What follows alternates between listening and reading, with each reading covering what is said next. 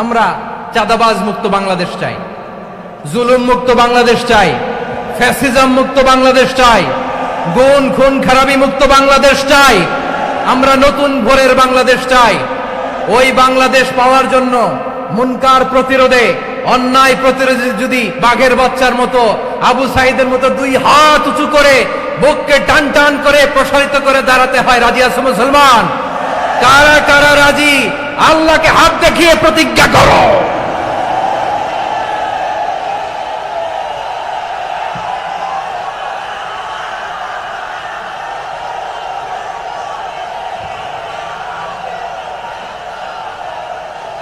সম্মানিত সুধী, হযরতুল আল্লাম শহীদ মরহুম আল্লামা দেলওয়ার হোসেন সাঈদী রাহিমাহুল্লাহ, ওনার স্মৃতি বিজড়িত আজকের এই ঐতিহাসিক প্যারেড ময়দানের তাফসিরুল কোরআনের প্রোগ্রামে সব আছে। স্টেজ আছে, শ্রোতা আছে, প্যান্ডেল আছে, মিডিয়া কাভারেজ আছে, কিন্তু আমাদের কলিজার টুকরাটা আমাদের মাঝে নাই। আজকের এই প্রোগ্রামে আলোচক হয়ে এই চেয়ারে আমি না বসে ওই শ্রোতাদের কাতারে বসে যদি আমাদের আল্লামার নুরানি চেহারার দিকে তাকিয়ে ওয়াজ শুনতে পারতাম, আমাদের হৃদয়টা ঠান্ডা হয়ে যেত, আমাদের তৃষ্ণার্ত হৃদয় শান্ত হতো। সব আজকে আছে, কি যেন নাই, ঠিক কিনা বলেন? আল্লাহ তাআলা প্রতি 100 বছরে একজন মুজাদ্দিদ পাঠান, প্রতি 100 বছরে একজন মুজাদ্দিদ, যিনি সমাজকে সংস্কার করেন। আল্লামা দেলওয়ার হোসেন সাঈদী রাহিমাহুল্লাহ ছিলেন তেমন একজন মুজাদ্দিদ। চিৎকার করে বলেন ঠিক কিনা? উনি শিরক বিদআতের আস্তানাকে তছনছ করে দিয়েছেন, তাওহীদের বাণীকে সমুন্নত করেছেন, গণমানুষের কাছে তাফসিরুল কোরআনকে জনপ্রিয় করেছেন। আজীবন আজীবন তিনি ইসলামকে বিজয়ী শক্তি হিসেবে দেখার স্বপ্ন দেখতেন। এত প্রাঞ্জল ভাষা, এত চমৎকার আধুনিক প্রেজেন্টেশন, গণমানুষের কাছে কোরআনের তাফসিরকে এভাবে জনপ্রিয় করে তোলার মতো ব্যক্তিত্ব আল্লামা সাঈদী ছাড়া দ্বিতীয় কেউ এই বাংলার ভূখণ্ডে নাই। এই যে তাফসিরুল কোরআন, এই যে টার্মিনোলজি, এই টার্মটাই উনি আসলে জনপ্রিয় করেছেন। আমরা আগে জানতাম না যে এভাবে তাফসির করা যায়, এভাবে scientific indications of the Holi কোরআনকে মানুষের কাছে পেশ করা যায়, এভাবে এত জীবন ঘনিষ্ঠ করে, এত ইন্টারেক্টিভ করে কোরআনের কথাগুলো মানুষের কাছে উপস্থাপন করা যায়। উনি অন্যায়ের বিরুদ্ধে সবসময় সোচ্চার ছিলেন, প্রতিবাদী কণ্ঠস্বর ছিলেন। ওনার আলোচনা শুনলে দেহের রক্ত টকবক করে ফুটতে থাকতো। আল্লাহু আকবার, আল্লাহু আকবার, আল্লাহু আকবার। He was a strong mouthpiece of Islamic revivalism. Islamic জাগরণের স্ট্রং মাউথপিস ছিলেন আল্লামা সাঈদী রাহিমাহুল্লাহ। অনেক দোয়া পেয়েছেন, আমরা পড়েছি, এমন জীবন তুমি করিবে গঠন, মরণে হাসিবে তুমি, কাঁদিবে ভুবন। গোটা বিশ্বকে তিনি কাঁদিয়েছেন। আল্লামা যখন ইন্তেকাল করলেন, আমি তখন মালয়েশিয়া থেকে যুক্তরাষ্ট্রে একটা কনফারেন্সে যোগ দিতে যাচ্ছি, কাতার এয়ারলাইন্সে। মালয়েশিয়া থেকে দোহাতে নামলাম। দোহায় যখন আমার ট্রানজিট, তখন শুনতে পেলাম যে আল্লামা বিদায় নিয়েছেন। সোশ্যাল মিডিয়ায় শুনে বিশ্বাস করতে পারলাম না। মুহূর্তের মধ্যেই মাসুদ সাঈদী ভাইকে মেসেজ করলাম, উনি কোনো উত্তর দিতে পারলেন না। মাসুদ ভাইয়ের সাথে যখন কোলাকুলি করি, আমাদের শামীম ভাইয়ের সাথে যখন কোলাকুলি করি, মনে হচ্ছে আল্লামা সাঈদীর ঘ্রাণ পাই। শরীরটা লিটারালি কাঁপছিল, নিজেকে মানাতে পারছিলাম না, বিশ্বাস করতে পারছিলাম যে আসলে আল্লামা বিদায় নিয়েছেন। ইন দ্য মিন টাইম আমার সেকেন্ড ফ্লাইট, দোহা টু নিউ ইয়র্ক, 12 ঘন্টার ফ্লাইটে উঠলাম। ইন্টারনেট থেকে বিচ্ছিন্ন হলাম। নামার পরে শুনলাম আল্লাহু আকবার, যেখানে ওনাকে কবরস্থ করার কথা ছিল সেখানেও কবর দিতে দেয়া হয় নাই। ছবিগুলো দেখতে লাগলাম, হাসিমাখা মুখ, হাসিমাখা নিথর দেহটা, মরণে হাসিবে তুমি, কাঁদিবে ভুবন। From east to west, from north to south, the entire globe, গোটা বিশ্ব ওনার জন্য কেঁদেছে, গোটা বিশ্ব কেঁদেছে। কাবার গিলাফ ধরে ধরে মানুষ চিৎকার করেছে। এর চেয়ে শ্রেষ্ঠ মৃত্যুকার হতে পারে? আমাদের আল্লামার আর কি পাওয়ার ছিল বলেন? আর কি পাওয়ার ছিল? কুল্লু নাফসিন যায়িকাতুল মাউত, যারাই দুনিয়াতে আসবে তারা ইন্তেকাল করবে, এটা আমরা মেনে নেই, এটা আমরা জানি। কিন্তু অবাক করা বিষয় হচ্ছে আমরা আজও জানি না আমাদের আল্লামার মৃত্যু কি স্বাভাবিক হয়েছে নাকি এটা পরিকল্পিত মেডিকেল কিলিং ছিল। এটা যে পরিকল্পিত মেডিকেল কিলিং ছিল এটা ধারণা করার পেছনে অনেক কারণ আছে। তিনি আধিপত্যবাদের বিরুদ্ধে সোচ্চার ছিলেন, ফ্যাসিবাদের বিরুদ্ধে সোচ্চার ছিলেন, রাজনৈতিক প্রতিহিংসার শিকার ছিলেন। এজন্য এটা মেডিকেল কিলিং হতে পারে এ ধারণা আমরা করতেই পারি। আওয়াজ করে বলেন ঠিক কিনা? যে সময়টা আমরা কাটাচ্ছি এত সুন্দর সময় বাংলাদেশ আর পাবে না। আমাদের জন্মের পর থেকে এরকম চমৎকার সময় আমরা পাই নাই। এটাই আসল সময়। আমরা ইন্টারিম গভর্নমেন্টের কাছে দাবি জানাই, উচ্চতর তদন্ত কমিটি করে এটা কি হত্যাকাণ্ড ছিল নাকি স্বাভাবিক মৃত্যু ছিল, এই রিপোর্ট গণমানুষের কাছে প্রচার করে জানাতে হবে। এই দাবির সাথে কি সবাই আপনারা একমত?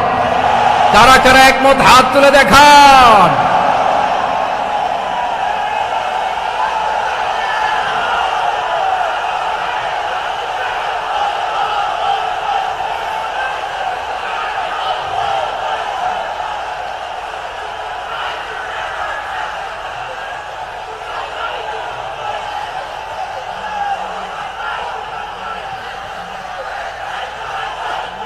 আমার প্রিয় ভাইয়েরা, প্রিয় চট্টলাবাসী, আল্লাহ তাআলা তার এই মুখলেস গোলামকে তার জান্নাতুল ফেরদাউসের মেহমান হিসেবে কবুল করুক, তার জীবনের সকল খেদমাগুলোকে কবুল করুক, জান্নাতুল ফেরদাউসের আলা মাকামে তাকে মেহমান হিসেবে কবুল করুক।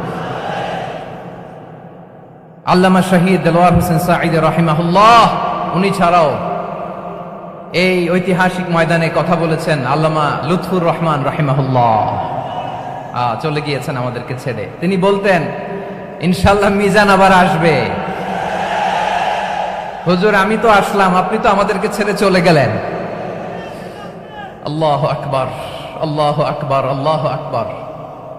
গলায় কোনো সুর ছিল না, সুর দিয়ে কথা বলতেন না, কিন্তু এত চমৎকার শব্দের বুনন, এত চমৎকার প্রেজেন্টেশন, এত চমৎকার ভাবে ঐতিহাসিক বর্ণনাগুলো তিনি উপস্থাপন করতেন। মন্ত্রমুগ্ধ হয়ে আমরা আল্লামা লুৎফুর রহমানের কথা শুনেছি।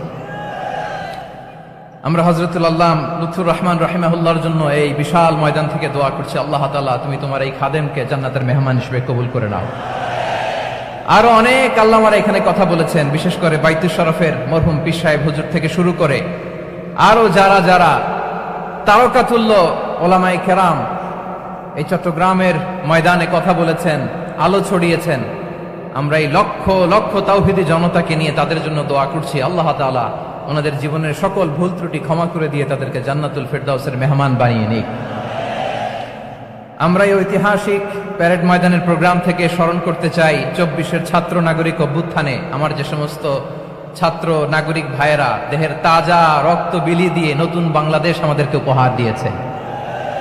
বিশেষ করে আপনাদের এই চট্টগ্রামের শহীদ ফয়সাল, শহীদ ওয়াসিম সহ সকল শহীদকে আল্লাহ তাআলা কবুল করুক। আমরা সবাই পড়ি আমিন। প্রিয় ভাইয়েরা, আমি নগণ্য একজন কোরআনের ছাত্র, এত বিশাল মঞ্চে এত বড় প্ল্যাটফর্মে কথা বলা আমার জন্য সাজে না।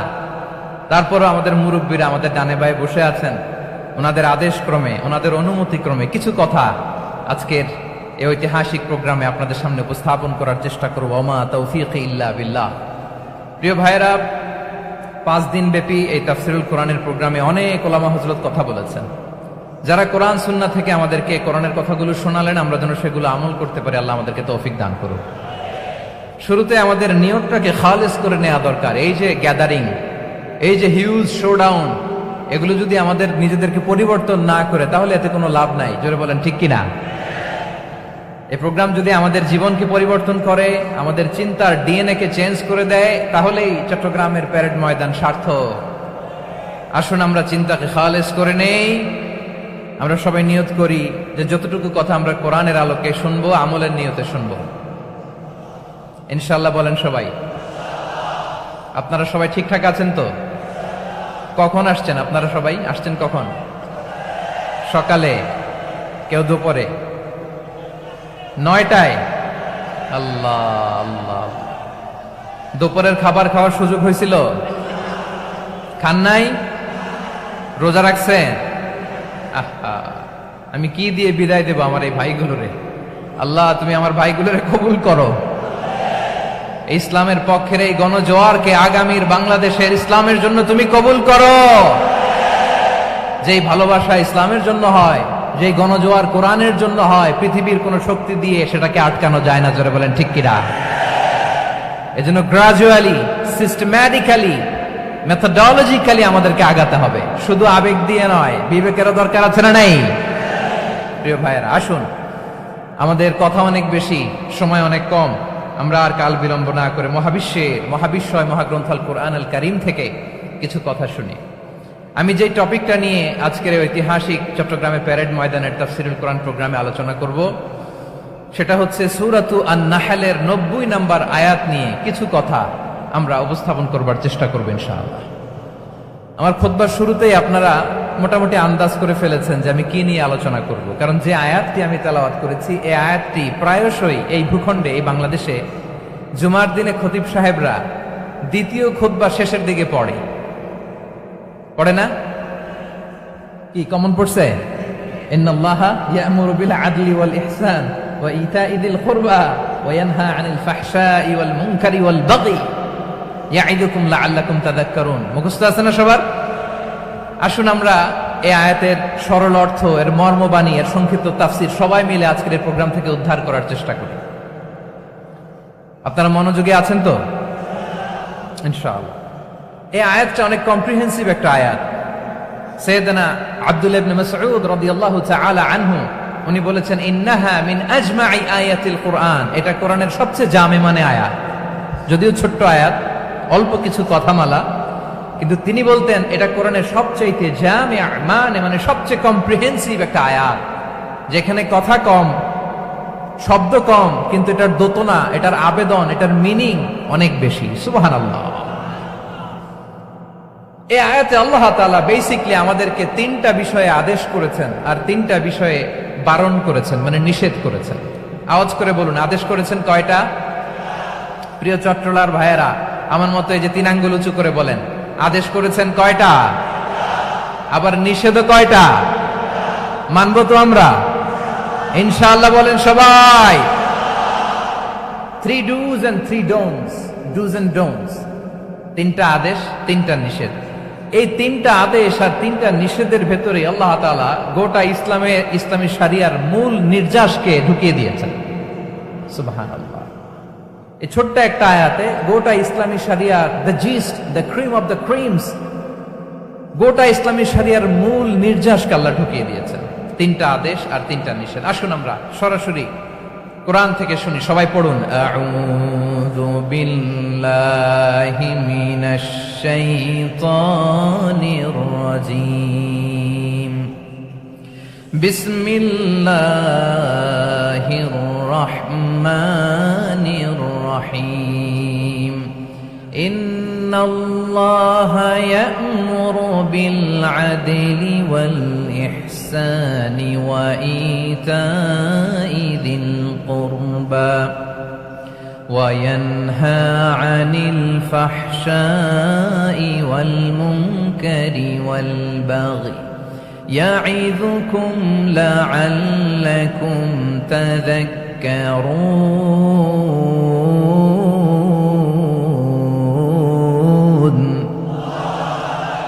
আল্লাহ তাআলা ইরশাদ করছেন, ইন্নাল্লাহা ইয়া'মুরু বিল আদলি ওয়াল ইহসান, নিশ্চয় আল্লাহ তাআলা তোমাদেরকে ন্যায় বিচারের আদেশ দেন, সদাচরণের আদেশ দেন, নিকটাত্মীয়দেরকে দানের আদেশ দেন।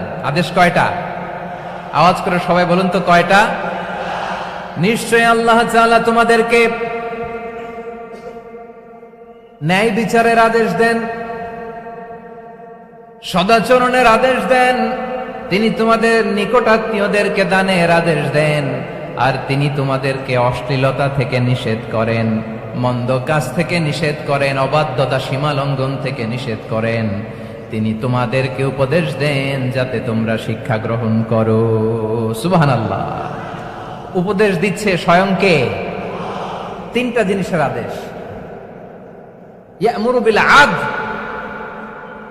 সুবিচার ন্যায় বিচারের আদেশ তিনি দেন, ইহসানের আদেশ দেন, যাতে আমরা ইহসান করি, একে অপরের প্রতি সুবিচার করি, মহানুভবতা দেখায়, অনুগ্রহ দেখায়, আর নিকট আত্মীয়দেরকে যেন আমরা দান করি। এই তিনটা আদেশ তিনি দিয়েছেন। আর কোন তিনটা জিনিস থেকে তিনি বারণ করেছেন? অশ্লীলতা, ফাহশা, মুনকার, মানে সব মন্দ আর অসৎ কাজ, এগুলো থেকে তিনি আমাদেরকে বারণ করেন। ওয়াল বাগি, অবাধ্যতা, সীমা লঙ্ঘন, এই তিনটা কাজ থেকে তিনি আমাদেরকে বারণ করেন। তিনি আমাদেরকে উপদেশ দেন, স্বয়ং আল্লাহ তাআলা আমাদেরকে উপদেশ দেন, যাতে করে আমরা শিক্ষা গ্রহণ করি। সুবহানাল্লাহ পড়ে। তাহলে আসুন আমরা ধরে ধরে একটা একটা করে সামনের দিকে আগাই। আল্লাহ তাআলা প্রথমে আমাদেরকে আদেশ দিয়েছেন আদালের। ইন্নাল্লাহা ইয়া'মুরু বিল আদল। আওয়াজ করে বলুন আল আদাল। সবাই পড়ুন আল আদাল। আমরা উর্দু জানি, হিন্দি জানি, অনেকে ইংরেজিও জানি, কিন্তু আরবি শব্দগুলো আমাদের মুখ দিয়ে বেরোতে চায় না। আওয়াজ করে বলুন আল আদাল। মাশাআল্লাহ। ইন্নাল্লাহা ইয়া'মুরু বিল আদল। আল্লাহ তাআলা আমাদেরকে আদলের আদেশ দেন। আদল অনেকে না বুঝলেও আদালত শব্দটা বুঝবেন। আদালত, আদালত, আদালত বুঝেন না? যেখানে বিচার কার্যের ফয়সালা করা হয়, কোর্ট কাচারি আদালত, এটা তো ভেরি কমন। এটা শুনছেন না সবাই? আদালত, যেখানে ন্যায় বিচার হবে, সুশাসন হবে। কিন্তু ভাগ্যের কি নির্মম পরিহাস, ওখান থেকে মিথ্যা সাক্ষী দিয়ে মনমতো রায় দিয়ে দেয়া হয়। এগুলোর পরিবর্তন হওয়ার দরকার আছে না নাই? প্রিয় ভাইয়েরা, আদালত, আল আদল, ইংরেজিতে বলে জাস্টিস, ন্যায় বিচার, সুবিচার, সুশাসন, জাস্টিস, আল আদল, সব জায়গায় এই জাস্টিস থাকা দরকার। Justice should be prevail in the society. The mission of all prophet was to uphold the justice. সব নবীর মিশন ছিল এই জাস্টিসকে, আদালকে, সুশাসন আর সুবিচারকে নিশ্চিত করা। পড়েন সুবহানাল্লাহ। And the core message of every divine scripture was to uphold justice. পৃথিবীর সব আসমানি কিতাবের মূল শিক্ষা ছিল এই জাস্টিসকে সমাজে এনশিওর করা, সুবিচার, সুশাসনকে এনশিওর করা। তাহলে প্রিয় ভাইরা, আমরা বুঝতে পারলাম আল আদল শব্দের মানে হচ্ছে ইনসাফ বা সুবিচার বা ন্যায় বিচার। এটা হচ্ছে একটা general meaning, very general meaning. আপনি যদি ইন ডেপথ বুঝতে চান, আরো ভেতরে যান, তাহলে আদল মানে হচ্ছে সমন্বয়, আদল মানে হচ্ছে ভারসাম্য, ব্যালেন্স। আদল মানে হচ্ছে মধ্যম পন্থা। সুবহানাল্লাহ পড়েন। কারণ সব সময় সমান সমান হইলেই সুবিচার হয় না। কথা কি বুঝতেছেন? ইসলামের দ্য কনসেপ্ট অফ আদল, এটা এমন আদল, এটা সব সময় সমান সমান নয়। যখন সমান সমান দেয়া দরকার, ইসলাম সমান সমান দেয়। যখন ব্যালেন্স করা দরকার, চেক এন্ড ব্যালেন্স, সমন্বয়, ভারসাম্য করা দরকার, তখন ইসলাম ভারসাম্য করে দেয়। এটার নাম আদল। সুবহানাল্লাহ। সহজ করে আপনাদেরকে বুঝাই। যেমন ধরুন, একটা পরিবারের 3 জন সদস্য, স্বামী, স্ত্রী আর সন্তান। তাদের সকালবেলার ব্রেকফাস্টে, স্বামীর সকালের নাস্তায় স্বামীর 3টা রুটি লাগে, স্ত্রীর 2টা লাগে, আর সন্তানের 1টা রুটি লাগে। এখন আমি যদি সমান সমান করে আদল করতে চাই, সবাইকে যদি 3টা করে রুটি দেই, তাহলে স্বামী বেচারার জন্য ঠিক আছে, কি বলেন? কথা কি বুঝতেছেন না কষ্ট হয়ে যাচ্ছে? যদি সমান সমানের নিয়মে আগাই, তাহলে 3টা করে যদি রুটি দেই, স্বামীর জন্য ওকে, কিন্তু স্ত্রীর জন্য 1টা বেশি হয়ে যায়। আর সন্তানের জন্য কয়টা বেশি হয়? আচ্ছা, এই তো বুঝতেছেন, মাশাআল্লাহ। আচ্ছা, 2টা করে যদি সবাই রে দেয় সমান সমান নীতিতে, তাহলে স্ত্রীর জন্য, স্ত্রী বেচারির জন্য ঠিক আছে, কিন্তু স্বামীর কয়টা কম পড়ে? আর সন্তানের বেশি হয়ে যায় কয়টা? আচ্ছা, সমান সমান নীতিতে সবাইকে যদি সকালের নাস্তার জন্য 1টা করে রুটি দেই, সন্তানের জন্য ঠিক আছে, কিন্তু স্ত্রী বেচারির কম পড়ে কয়টা? স্বামীর কম পড়ে কয়টা? 2টা। কথা কি বুঝতেছেন? আর আমি যদি স্বামীকে দেই 3টা, স্ত্রীকে দেই 2টা, আর সন্তানকে দেই 1টা, তাহলে কারো অপচয় হবে না। যার যতটুকু দরকার ঠিক ততটুকুই কাজে লাগবে। চিল্লায় বলেন ঠিক কিনা? এটাই হচ্ছে ইসলামের আদল, যেখানে যা যতটুকু দরকার তাকে সেখানে ঠিক ততটুকু দিয়ে দেওয়ার নামই হচ্ছে আদল। চিল্লায় পড়েন আল্লাহু আকবার। রব্বুল আলামিন বলেন, ইউসিকুমুল্লাহু ফি আওলাদিকুম লিযযাকারি মিসলু হাযযিল উনসায়াইন। আল্লাহ তোমাদেরকে ওসিয়ত করেন, তোমাদেরকে আদেশ দেন, উত্তরাধিকার সম্পদ যখন বন্টন হবে, ছেলেরা যতটুকু পাবে, মেয়ে পাবে তার অর্ধেক। সুবহানাল্লাহ বলেন। দেখেন, ছেলে যদ্দূর, মেয়ে অর্ধেক, ছেলে ডবল পাবে। আপাত দৃষ্টিতে মনে হয় এখানে অবিচার হয়েছে, কিন্তু আসলে কি অবিচার হয়েছে? আপনি বিয়ের ক্ষেত্রে যান, ওইখানে আবার ছেলে মোহরানা দেয়, মেয়ে সেখানে মোহরানা পায়। তাহলে চেক এন্ড ব্যালেন্স, ভারসাম্য, ব্যালেন্স, মধ্যম পন্থা এখানে আছে না নাই? এটাই হচ্ছে ইসলামের আদল। আল্লাহ তাআলা এই আদলের আদেশ দিয়েছেন, সুবিচার, ন্যায় বিচার, সুশাসন এবং ভারসাম্যের আদেশ দিয়েছেন। প্রিয় ভাইয়েরা, একটি শান্তিময় সমাজ, একটা সমৃদ্ধ সমাজ, একটা মানবিক সমাজ যদি আমরা পেতে চাই, এই আয়াতের মধ্যে যতগুলো পয়েন্ট আছে সবগুলোর বাস্তবায়ন লাগবে। কথা বুঝতে পেরেছেন? বলেন, আওয়াজ করে বলেন, আমরা একটা শান্তির সমাজ চাই কি চাই না? আমরা একটা সমৃদ্ধ বাংলাদেশ চাই কি চাই না? আমরা একটা মানবিক বাংলাদেশ চাই কি চাই না? এই আয়াতে আল্লাহ তাআলা একটা মানবিক সমাজের রূপরেখা টেনেছেন। তার প্রথম কথা হচ্ছে ইন্নাল্লাহা ইয়ামুরু বিল আদল। আল্লাহ তাআলা তোমাদেরকে আদলের নির্দেশনা দেয়, সুবিচার, সুশাসনের নির্দেশনা দেয়। যে সমাজে আদল থাকে না, সেই সমাজে জুলুম মানুষের ঘাড়ে চেপে বসে। আদলের বিপরীত হচ্ছে জুলুম। আদলের বিপরীত কি? জুলুম বা জাওর, অত্যাচার, অবিচার, বৈষম্য। এই যে বৈষম্য বিরোধী ছাত্র আন্দোলন কেমন পড়ছে? এই যে একজন সমন্বয়ক তো দেখা করলো আমার সাথে। জুলুম মানে হচ্ছে বৈষম্য। বৈষম্যের স্থান ইসলামে নাই, অবিচারের স্থান ইসলামে নাই, জুলুমের স্থান ইসলামে নাই। আল্লাহ তাআলা বলেন যে আমি জুলুমকে নিজের জন্য হারাম করেছি এবং তোমাদের জন্য হারাম করেছি। বিশ্বনবী ফরমান, আল্লাহ তাআলা বলেন হাদিসে কুদসিতে, ইয়া ইবাদি ইন্নী হারামতুয যুলমা আলা নাফসি ওয়া জাআলতুহু বাইনাকুম মুহাররামান ফালা তাযালামু। আমার গোলামেরা শোনো, নিশ্চয় আমি আল্লাহ তাআলা জুলুমকে আমি আমার উপরে হারাম করেছি, অনুরূপভাবে জুলুম করাকে তোমাদের উপরেও হারাম করেছি। ফলে ফালা তাযালামু, তোমরা একে অপরের সাথে জুলুম করো না। নির্দেশনাটা কার? খবরদার, জুলুমের সাথে আমাদের কোনো সম্পর্ক নাই। আল্লাহ তাআলা আদলের আদেশ দিয়েছেন, আদালতের আদেশ দিয়েছেন, সুশাসনের, ন্যায় বিচারের আদেশ দিয়েছেন। ইন্নাল্লাহা ইয়ামুরু বিল আদল। আমাদেরকে আদল প্রতিষ্ঠা করতে হবে। জুলুমের সাথে ইসলামের কোনো সম্পর্ক নাই। আল্লাহ তাআলা জালিমদের জন্য কঠিন শাস্তি প্রস্তুত করে রেখেছেন। যারা এই আদলকে ভুলুণ্ঠিত করে জুলুমের রাস্তায় হাঁটতে চায়, তাদের প্রাপ্য কিয়ামতের ময়দানে বুঝিয়ে দিবে কে? আল্লাহ তাআলা তাদের প্রাপ্যকে বুঝিয়ে দিবেন। এজন্য বিশ্বনবী বলে, খবরদার, তোমরা ইনসাফ করবে, আদল করবে, জুলুম করবে না। আয-যুলমু যুলুমাতুন ইয়াউমাল কিয়ামা। জুলুম কিয়ামতের দিন অন্ধকার হয়ে জালিমের ঘাড়ে চেপে বসবে। আবার বিশ্বনবী বলতেন, ইত্তাকি দাওয়াতাল মাজলুম। খবরদার, তোমরা মজলুমের কান্নাকে ভয় করো। ফাইন্নাহু লাইসা বাইনাহু ওয়া বাইনাল্লাহি হিজাব। কেননা মজলুমের কান্নার মাঝে আর আল্লাহর আরশের মাঝে কোনো পর্দা থাকে না।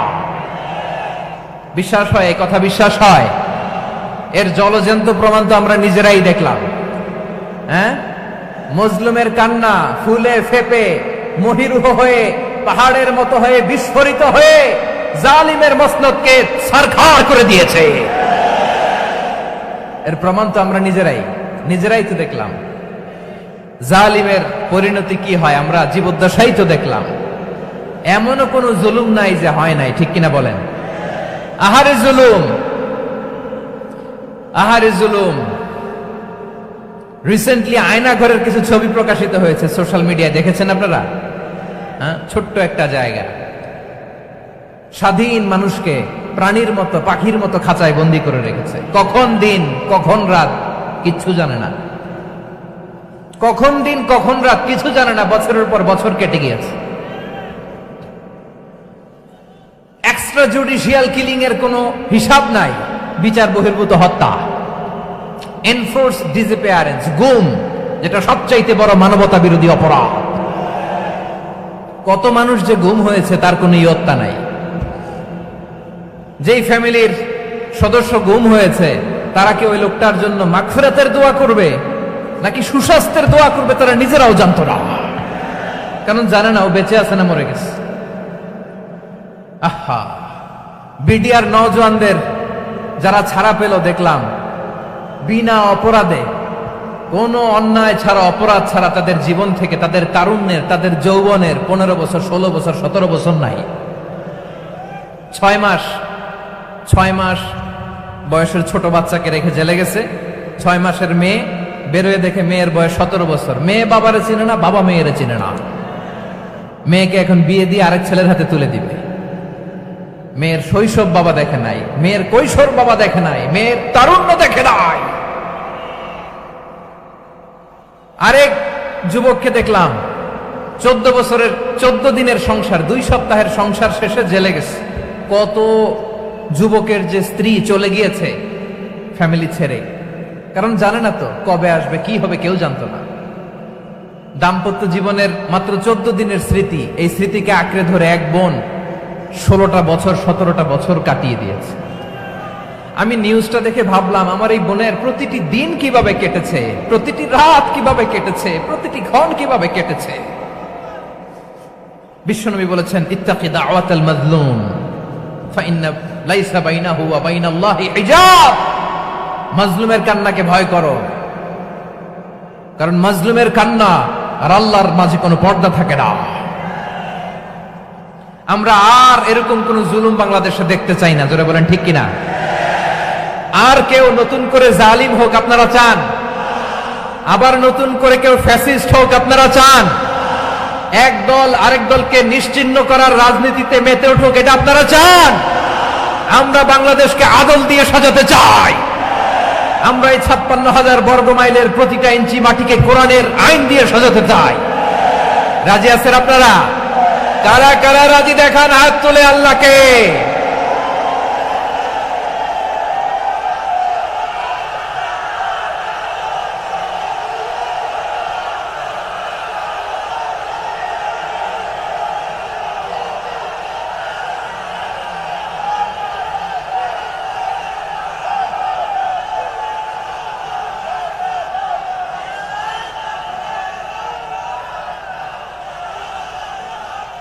বসুন আমার প্রিয় বীর চট্টলার তৌহিদি মুসলমান, আমরা আর নতুন করে কেউ জালিম হোক এটা চাই না।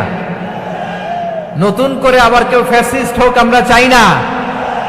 এক দল আরেক দলকে নিশ্চিহ্ন করার রাজনীতি করুক আমরা চাই না। আমরা সুশাসনের বাংলাদেশ চাই। আমরা মানবিক বাংলাদেশ চাই। আমরা একটা সমৃদ্ধ বাংলাদেশ চাই। আমরা বিশ্বের বুকে সম্মান নিয়ে মাথা উঁচু করে দাঁড়াতে চাই, ঠিক কিনা বলেন? আল্লাহ বললেন, এটা যদি তোমরা চাও, একটা সমৃদ্ধ সমাজ যদি বিনির্মাণ করতে চাও, মানবিক সমাজ যদি বিনির্মাণ করতে চাও, আমি তোমাদেরকে সেজন্য প্রথমে আদালতের নির্দেশ দিলাম। ইন্নাল্লাহা ইয়া'মুরু বিল আদল, নিশ্চয় আল্লাহ তাআলা তোমাদেরকে ন্যায় বিচার, সুশাসন এটার আদেশ দেন। সুবহানাল্লাহ। আদাল, ন্যায় বিচারের আদেশ আল্লাহ তাআলা কোরআনের বিভিন্ন আয়াতে দিয়েছেন। আল্লাহ তাআলা বলছেন, ইন্নাল্লাহা ইয়া'মুরুকুম আন তুআদ্দুল আমানাতি ইলা আহলিহা ওয়া ইযা হাকামতুম বাইনান নাসি আন তাহকুমু বিল আদল ইন্নাল্লাহা নি'ম্মা ইয়া'iযুকুম বিহি ইন্নাল্লাহা কানা সামিআন বাসীরা। আল্লাহ তাআলা বললেন, আল্লাহ আদেশ দিচ্ছেন, যে ব্যক্তি আমানতের হকদার তার হাতে তোমরা আমানত পৌঁছে দাও। আর যখন তোমরা বিচার কার্য করবে, বিচার ফয়সালা করবে, আদালতের সাথে করো। সুবহানাল্লাহ বলেন।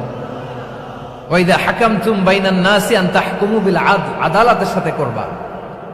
আল্লাহ তাআলা বলেন, যারা জাজ হবে, বিচারক হবে, তাদের যদি বাদী বিবাদীর কারো সাথে শত্রুতা থাকে, কারো সাথে যদি কোনো ধরনের রেষারেষি থাকে, আল্লাহ বলেন বিচার কার্য করতে যে ওই শত্রুতা রেষারেষির কারণে আদালতের বাইরে যে অবিচার করে বিচার করো না।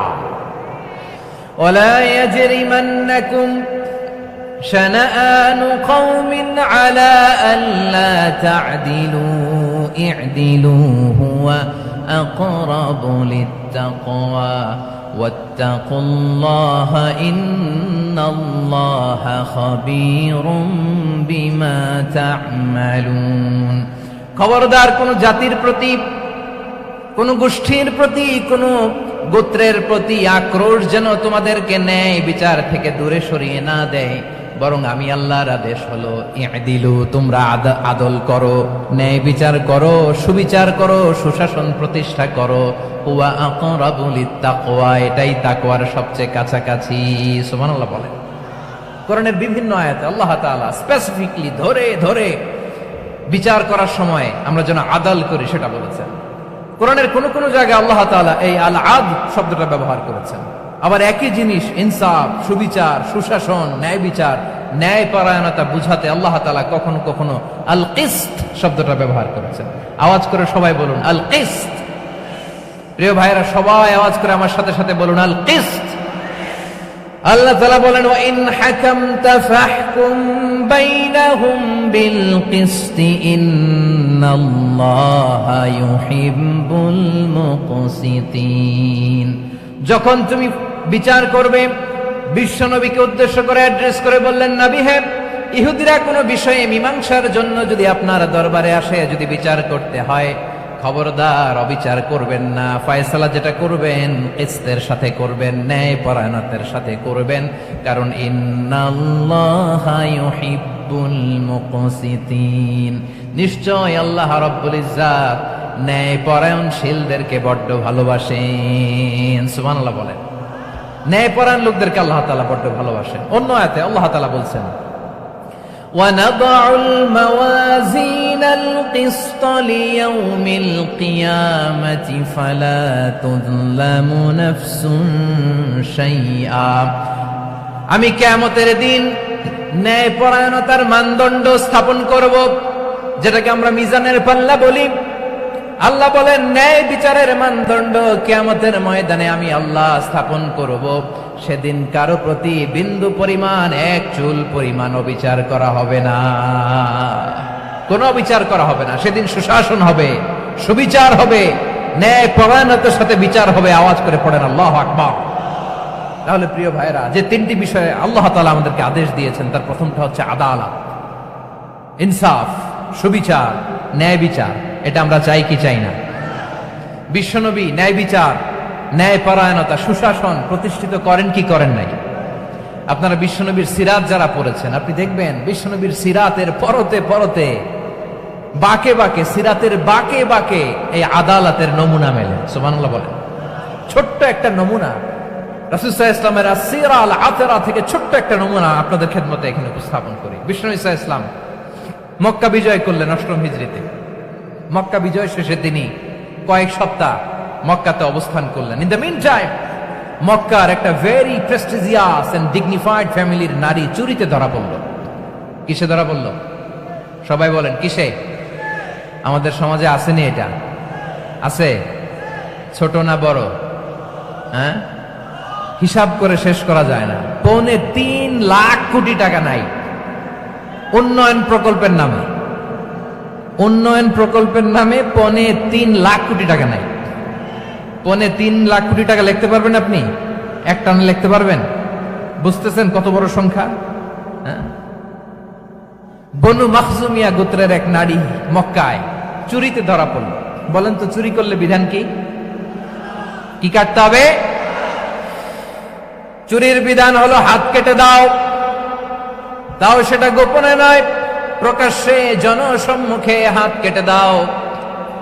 বনু মাখজুমিয়া গোত্রের নারী যখন চুরিতে ধরা পড়লো, সাহাবারা চিন্তায় পড়ে গেলেন। সবেমাত্র মক্কার লোকেরা কালিমা পড়ে মুসলমান হয়েছে, ইসলামের আইন কানুন তেমন জানে না, ইসলামী শরিয়ার সাথে বেশি পরিচিত নয়। এখন যদি বিশ্বনবী চুরির যেই বিধান এটা যদি কায়েম করে হাত যদি কেটে দেয়, না জানি মক্কার লোকেরা আবার বিগড়ে যায়, না জানি মক্কার লোকেরা আবার মুরতাদ হয়ে যায়, না জানি মক্কার লোকেরা ইসলাম থেকে দূরে সরে যায়। চলো চলো, সাহাবীরা মিলে পরামর্শ করলেন, চলো বিশ্বনবীর কাছে যে বলি, ও নবী, শুধু কেবলমাত্র একমাত্র এই নারীর জন্য চুরির হাত কাটার বিধানটা আপনি একটু থামিয়ে দেন। চুরির হাত কাটার যে বিধান এইখানে একটু রহিত করে দেন, বাকিগুলা কইরেন, মদিনাতে যে চলবে, কিন্তু মক্কায় এবারের জন্য মাফ করে দেন। কিন্তু কে বলবে?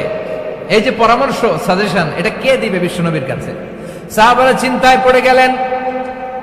আল্লাহর নবীর সামনে দাঁড়িয়ে আল্লাহর দেয়া হুদুদ, আল্লাহর দেয়া বিধান থামিয়ে দেওয়া, মাফ করে দেওয়া, এই কথা বিশ্বনবীর সামনে বলার সাহস তো কেউ রাখে না। কেউ কেউ বলল, বিশ্বনবীর পালক পুত্র যায়েদ বিন হারেসার সন্তান উসামারে বিশ্বনবী নাতির মতো আদর করে, বড্ড বেশি ভালোবাসে উসামারে। এজন্য সাহাবারা উসামাকে বলতো হিব্বু রাসূলিল্লাহ, বিশ্বনবীর ভালোবাসা। কি বলতো? সাহাবীরা বললেন, বিশ্বনবীর ভালোবাসা হিব্বু রাসূলিল্লাহ, উসামারে পাঠাও। উসামারে বিশ্বনবী নাতির মতো স্নেহ করে, মায়া করে, ভালোবাসে। আমরা পারবো না, উসামা পারবে। সবাই মিলে ফুলিয়ে ফুসিয়ে ওসামাকে, ছোট্ট ওসামাকে রাজি করালো। ওসামা এমন এমন কথা যে তুমি বিশ্বনবীর কাছে বলতে হবে, পারবা নাকি? ওসামা বলে, পারবো। সাইয়েদনা ওসামা রাদিয়াল্লাহু তাআলা আনহু, তরুণ সাহাবী, বিশ্বনবীর কাছে গেলেন, যে বললেন, নবী, বনু মাখজুমিয়া গোত্রের এক নারী চুরিতে ধরা পড়েছে, এবারের জন্য কি এই মহিলাটারে মাফ করে দিলে হয় না? এবারের জন্য একটু ক্ষমা করা যায় না নবী? বিশ্বনবী বলেন, আতাশফাউ ফি হাদ্দিম মিন হুদুদিল্লাহ, তোমার এত বড় সাহস উসামা, তুমি আল্লাহর হাদ, আল্লাহর দেয়া বিধান, এটার ব্যাপারে সুপারিশ করতে এসেছো? তোমরা কি জানো, তোমাদের আগে যত কওম, যত গোত্র, যত জনপদ ধ্বংস হয়েছে, তার কারণ ছিল তাদের মধ্যে গরিবরা অন্যায় করলে তারা বিচার করত, আর ধনীরা অন্যায় করলে তারা মাফ করে দিত। খবরদার! ওয়া আইমুল্লাহ লাউ আন্না ফাতিমাতা বিনতি মুহাম্মাদিন সারাকাত লাকাতা মুহাম্মাদুন ইয়াদাহা। বিশ্বনবী বললেন, আরে ওসামা, বানু মাখজুমিয়ার ওই প্রেস্টিজিয়াস এন্ড ডিগনিফাইড ফ্যামিলির মেয়ে তো দূর কি বাত, অনেক দূরের কথা। জেনে রেখো ওসামা, আমার কলিজার টুকরা, নয়নের পুটুলি ফাতেমাও যদি মক্কার জমিনে আজকে এই চুরির দায়ে ধরা পড়তো, আমি বিশ্বনবী মুহাম্মাদুর রাসূলুল্লাহ ধরে ফাতেমার ডান হাতটা কেটে দিতে এক বিলম্ব দেরি করতাম না। ইন্নাল্লাহা ইয়া'মুরু বিল আদল, আমাদেরকে জাস্টিস শিখায়। পশ্চিমারা আমাদেরকে ইনসাফ শিখায়, আমাদেরকে সুশাসন শিখায়। আর ইনসাফ, সুশাসন, ন্যায় বিচার, সুবিচার, জাস্টিস কারে বলে বিশ্বনবীর বায়োগ্রাফি থেকে জেনে নাও। এই ছিল বিশ্বনবী সাল্লাল্লাহু আলাইহি ইসলামের আদালতের নমুনা। আপনি যদি সাইয়েদনা ওমর ফারুকের জীবনের দিকে তাকান, এমন কঠোর, এমন বীর সেনানী ছিলেন। সাইয়েদনা ওমর ফারুক যদি রাস্তার এই মাথা দিয়ে হাঁটা শুরু করতেন, শয়তান ওমর ফারুককে দেখলে ওই রাস্তা রেখে দিয়ে অন্য রাস্তা দিয়ে হাঁটতো। সুবহানাল্লাহ। ওমর ফারুক রাদিয়াল্লাহু তাআলা আনহু কি পার্সোনালিটি ছিল, কি পার্সোনালিটি! আমাদের এলাকায় ছোট বাচ্চারা রাতে ভাত খেতে চায় না, আমার মেয়েটাও খেতে চায় না। এই এটা দিব, ওইটা দিব, আজকে মাহফিলে আসার সময় বলে দিছে লিস্ট করে, এটা এটা আনতে হবে। তো ছোট্ট বাচ্চাদের অনেক বায়না থাকে, ওরা রাতে খেতে চায় না। তো মায়েরা বিভিন্ন ভয় দেখায়, এই বাঘ আসবে, বাঘ আসবে খাও, এই ভূত আসবে, ভূত আসবে খাও। আপনারা কি বলেন চট্টগ্রামে? কি আসবে? হ্যাঁ, ভূত, ভূত, ভূত আসবে, বাঘ আসবে, খাও খাও খাও, তাড়াতাড়ি খাও। তো বাচ্চারা এগুলো শুনে ভয়ে খেতে শুরু করে। মদিনার জমিনেও একই ঘটনা ঘটতো। মদিনার ছোট্ট ছোট্ট সোনামণিরা খেতে চাইতো না। তো মায়েরা বলতো, হা হুয়া ইয়াতি উমর, হা হুয়া ইয়াতি উমর, ওই যে উমর আসতেছে, উমর। ওমরে ফারুকের কথা শুনলেই বাচ্চারা একেবারে ঠান্ডা। সুবহানাল্লাহ পড়বেন না? প্রভু তুমি বলেছ রাসূল দেবে না, বলনি দেবে না ওমর, বলনি দেবে না হামজা তারি, খালিদ বিজয়ী সমর।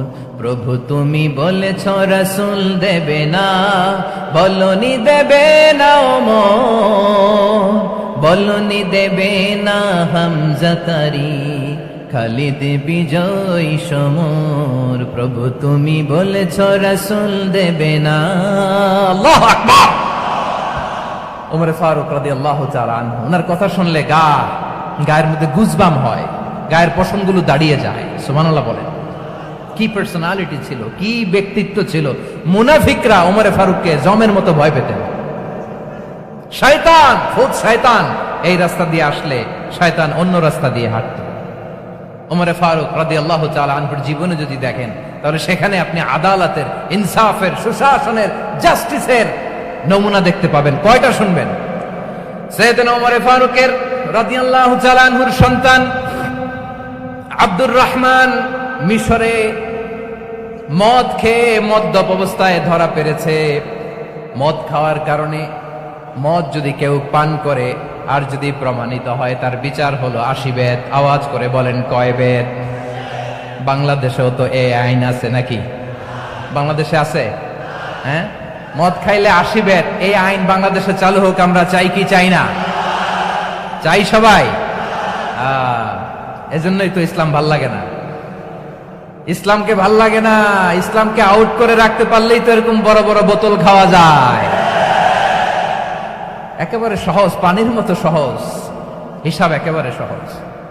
ওমরে ফারুক রাদিয়াল্লাহু তাআলা আনহুর ছেলে ভুল করে মদ পান করে ফেলেছিলেন। আব্দুর রহমান, ঘটনা ঘটেছে মিশরে। মিশরের গভর্নর তখন আমর ইবনে আস রাদিয়াল্লাহু তাআলা আনহু। আব্দুর রহমানের ভাই যে গভর্নরকে বলল, গভর্নর যদি একটু দয়া করেন, খলিফার ছেলে আমার ভাই আব্দুর রহমান মদ্যপ অবস্থায় ধরা পড়েছে, জনসম্মুখে যদি আপনি বেত্রাঘাত করেন আমাদের প্রেস্টিজ থাকে না, যদি 80 বেত আপনি মারেন আমার কোনো কথা নাই, কিন্তু ঘরের ভেতরে মারেন। আব্দুর রহমানের ভাইয়ের সুপারিশ শুনে সাইয়েদনা আমর ইবনে আস রাদিয়াল্লাহু তাআলা আনহু রাজি হয়ে গেলেন। ঘরের ভেতরে লোকচক্ষুর আড়ালে 80 বেত তিনি মানলেন। কিন্তু ঘটনাক্রমে এই কথা লুকিয়ে লুকিয়ে ঘরের ভেতরে 80 বেত মারার কথা সাইয়েদনা ওমর ফারুক মদিনা থেকে জানতে পারলেন। মদিনা থেকে তিনি ফরমান জারি করলেন, এই বিচার যেমনটি আমর ইবনে আস আদায় করেছে, এটা প্রকৃতপক্ষে আদায় হয় নাই। আসো সবাই মদিনায় আসো, আমর ইবনে আস মদিনায় আসো, আব্দুর রহমানও আসো, সবাই আসো, জনসম্মুখে এই বিচার কার্যকর করতে হবে। সাইয়েদনা ওমর ফারুক মসজিদে নববীর পিলারের মধ্যে নিজের ছেলেকে বাঁধলেন, আবার জনসম্মুখে 80টা বেত তার গায়ের মধ্যে মারলেন। মাজমুয়ে ফাতাওয়া ইবনে তাইমিয়া রাহিমাহুল্লাহ উনি এটা নকল করেছেন। এটা সবচেয়ে বিশুদ্ধ মত। আরো অনেক মত আছে, মারা গেছে কবরের উপর, ওগুলো বাদই দিলাম। কেমন খলিফা ছিলেন, কেমন খলিফা! পশ্চিমারা তোমরা জাস্টিস আমাদেরকে শেখাও, ইনসাফ কারে বলে, সুশাসন আমাদেরকে তোমরা শেখাও। ওমরে ফারুক রাদিয়াল্লাহু তাআলা আনহু ওইটাকে, ওই বিচারকে তিনি ধর্তব্য মনে করেন নাই। মদিনাতে এনে আবার জনসম্মুখে আবার 80 বেত মেরেছেন। মিশরে ওমরে ফারুক রাদিয়াল্লাহু তাআলা আনহু আমর ইবনে আসকে গভর্নর করে পাঠালেন। সেখানে আমর ইবনে আসের ছেলে একটা প্রতিযোগিতায় রানার আপ হয়েছে। এক মিশরি সেখানে চ্যাম্পিয়ন হয়েছে। রানার আপ বুঝতে পেরেছেন তো? রানার আপ সেকেন্ড হয়েছে, এক মিশরি হয়েছে চ্যাম্পিয়ন প্রথম। কিন্তু গভর্নরের ছেলে ও জিততে পারে নাই। ও রাগে ওই মিশরির গায়ের মধ্যে কয়েকটা লাঠি দিয়ে বাড়ি মেরেছে। মিশরি যে মদিনাতে ওমরে ফারুকের কাছে বিচার দিলেন, আপনার গভর্নরের ছেলে অন্যায়ভাবে আমার গায়ে হাত তুলেছে। সাইয়েদনা ওমরে ফারুক আবার ফরমান জারি করলেন, আসো মদিনাতে আসো। মিশরীকে ডাকলেন। ওই মিশরের গভর্নর আমর ইবনে আস রাদিয়াল্লাহু তাআলা আনহুকে ডাকলেন, তার ছেলেকেও ডাকলেন। সবাই বসে রইল। আমর ইবনে আস রাদিয়াল্লাহু তাআলা আনহু মাথা নিচু করে বসে আছেন, লজ্জায় কাচুমাচু। হায় হায়, আজকে আমার ছেলের কারণে আমিরুল মুমিনিন খলিফাতুল মুসলিমিন ওমরে ফারুকের কাছে আমি জনসম্মুখে লজ্জিত হচ্ছি। সাইয়েদনা ওমরে ফারুক বললেন, এই নাও লাঠি, গভর্নরের ছেলে তোমার মাথার মধ্যে যতগুলো বাড়ি মেরেছে, আজকে জনসম্মুখে তুমি অতগুলা বাড়ি মারো। মিশরি বলে, থাক, আপনি যে ডেকে আনছেন সবার সামনে এটা বলছেন, এতেই আমি খুশি। আল্লাহু আকবার! আপনার মহানুভবতা দেখে আমি খুশি, আর অপমানের দরকার নাই। ওমরে ফারুক বলে, না, খবরদার, এই কথা মিশরি তুমি বলো না, মারো, যতগুলা বাড়ি মেরেছে মারো। বাধ্য হয়ে মিশরি আমর ইবনে আসের সামনে ওনার কলিজার টুকরা সন্তানের মাথার মধ্যে বাড়ি মারতে আরম্ভ করলেন। ঠিক যতগুলা বাড়ি গভর্নরের ছেলে আমর ইবনে আসের ছেলে মিশরির গায়ে মেরেছিল, মাথায় মেরেছিল, মিশরি গুনে গুনে ততটা মারলেন। এই দৃশ্য দেখে ওমরে ফারুক রেগে মেগে আগুন, রাগের চোটে রাগ, সামলাতে না পেরে আর নিজেকে সামলাতে না পেরে মিশরীরে বললেন, ছেলেরে মারা শেষ হয়ে গেলে এবার বাবার টাক মাথার মধ্যে কয়েকটা বাড়ি মার। রাগের চোটে, আউট অফ অ্যাঙ্গার, রাগের চোটে, যে আমার পাঠানো গভর্নর আমর ইবনুল আস তার ছেলেকে কেন আদব তারবিয়া কেন শিক্ষা দিতে পারে না। ছেলেরে মারা হইলে এবার আমর ইবনুল আসের মাথার মধ্যে দুইটা মারো। এটা রাগে বলেছেন, এটা শাস্তি হিসেবে না। সুবহানাল্লাহ পড়ে। তোমরা আমাদেরকে সুশাসন শিখাও, আমাদেরকে সুশাসন শিখাও। বিশ্বনবী বলেন, আদাল এটা যেন বিষয় না, এটা দিয়েই মানবিক সমাজ গড়তে হবে। আল্লাহ তাআলা কিয়ামতের কঠিন ময়দানে, যেদিন স্বামী স্ত্রীকে চিনবে না, স্ত্রী স্বামীকে দেখে পালিয়ে যাবে, বন্ধু বন্ধুরে চিনবে না, পীর সাহেব মুরিদরে চিনবে না, মুরিদ পীর সাহেবরে চিনবে না, দলের কর্মী তার নেতারে চিনবে না, নেতা তার কর্মীরে চিনবে না, বন্ধু বন্ধুরে দেখে পালাবে। এই কঠিন মুহূর্তে সূর্যটা মাথার কাছে চলে আসবে, জমিনটা তামার জমিন হবে, আজকের জমিনের মতো নয়। মানুষ ঘর্মাক্ত, ক্লান্ত, শ্রান্ত মাথার মগজগুলো কানের ছিদ্র আর নাকের ছিদ্র দিয়ে বেয়ে বেয়ে পড়বে। বিশ্বনবী ফরমান, কিয়ামতের ওই কঠিন ময়দানে 7 শ্রেণীর ব্যক্তিকে রব্বুল আলামিন তার আরশের নিচে ছায়া দিবেন। তার মধ্যে প্রথম শ্রেণীর ব্যক্তি হলো ইমামুন আদিল। ইমামুন আদিল, ন্যায়পরায়ণ শাসক, যে ইনসাফের সাথে বিচার করে, যে জাস্টিস সমাজে সার্ভ করে, যে সুশাসন নিশ্চিত করে, ওই ইমামুন আদিল। আদিল শব্দটা বুঝছেন না? ইন্নাল্লাহা ইয়া'মুরু বিল আদল, পাইছেন? আদিল। 7 শ্রেণীর ব্যক্তিকে আল্লাহ তাআলা সুশীতল আরশের নিচে ছায়া দিবেন, যেদিন তার দেয়া ছায়া ছাড়া কোনো ছায়া থাকবে না। এর প্রথম হচ্ছে ইমামুন আদিল, ন্যায়পরায়ণ শাসক। চিল্লায় বলেন সুবহানাল্লাহ। আবার বিশ্বনবী বললেন, ইন্নাল মুকসিতিনা ইনদাল্লাহি আলা মানাবিরা মিন নূর আন ইয়ামিনির রহমান। কিয়ামতের দিন যারা ন্যায়পরায়ণ হিসেবে আল্লাহর সামনে দাঁড়াবে, কিয়ামতের দিন রব্বুল আলামিন তার আরশের ডান দিকে ওই ন্যায়পরায়ণ লোকদের জন্য আরশের ডান দিকে একটা নূরের মিম্বারে তাদেরকে বসার সুযোগ করে দিবে। আল্লাহর আরশের ডান দিকে ন্যায়পরায়ণ লোকদের জন্য আল্লাহ তাআলা নূরের মিম্বার বানাবে। 4 ঠিকানে কথা মনে করেছেন? আল আদাল, জাস্টিস। ইন্নাল্লাহা ইয়া'মুরু বিল আদল। আল্লাহ তাআলা এই আদালতের নির্দেশনা দেয়, সুবিচার, সুশাসন। প্রিয় ভাইয়েরা, এটা আমরা বাংলাদেশে চাই কি চাই না? এই যে অরাজকতা, এই যে অন্যায়, এই যে জুলুম, এই যে ইনকনসিস্টেন্সি, সমাজের অসঙ্গতি, এর প্রধান কারণ জাস্টিস নাই, সুবিচার নাই, সুশাসন নাই। শেষবারের মতো আওয়াজ করে বলেন তো, আমরা বাংলাদেশে আদল চাই কি চাই না? তাহলে প্রথম নির্দেশনা শেষ। আল্লাহ তাআলা তোমাদেরকে আদলের আদেশ দেন। এরপরে আল্লাহ বললেন, আমি তোমাদেরকে ইহসানের আদেশ দেই। ইন্নাল্লাহা ইয়া'মুরু বিল আদলি ওয়াল ইহসান। আমি তোমাদেরকে যেমনি আদলের নির্দেশনা দেই, তেমনি ভাবে তোমাদেরকে ইহসানের নির্দেশনা দেই। ইহসান, আওয়াজ করে সবাই বলেন তো ইহসান।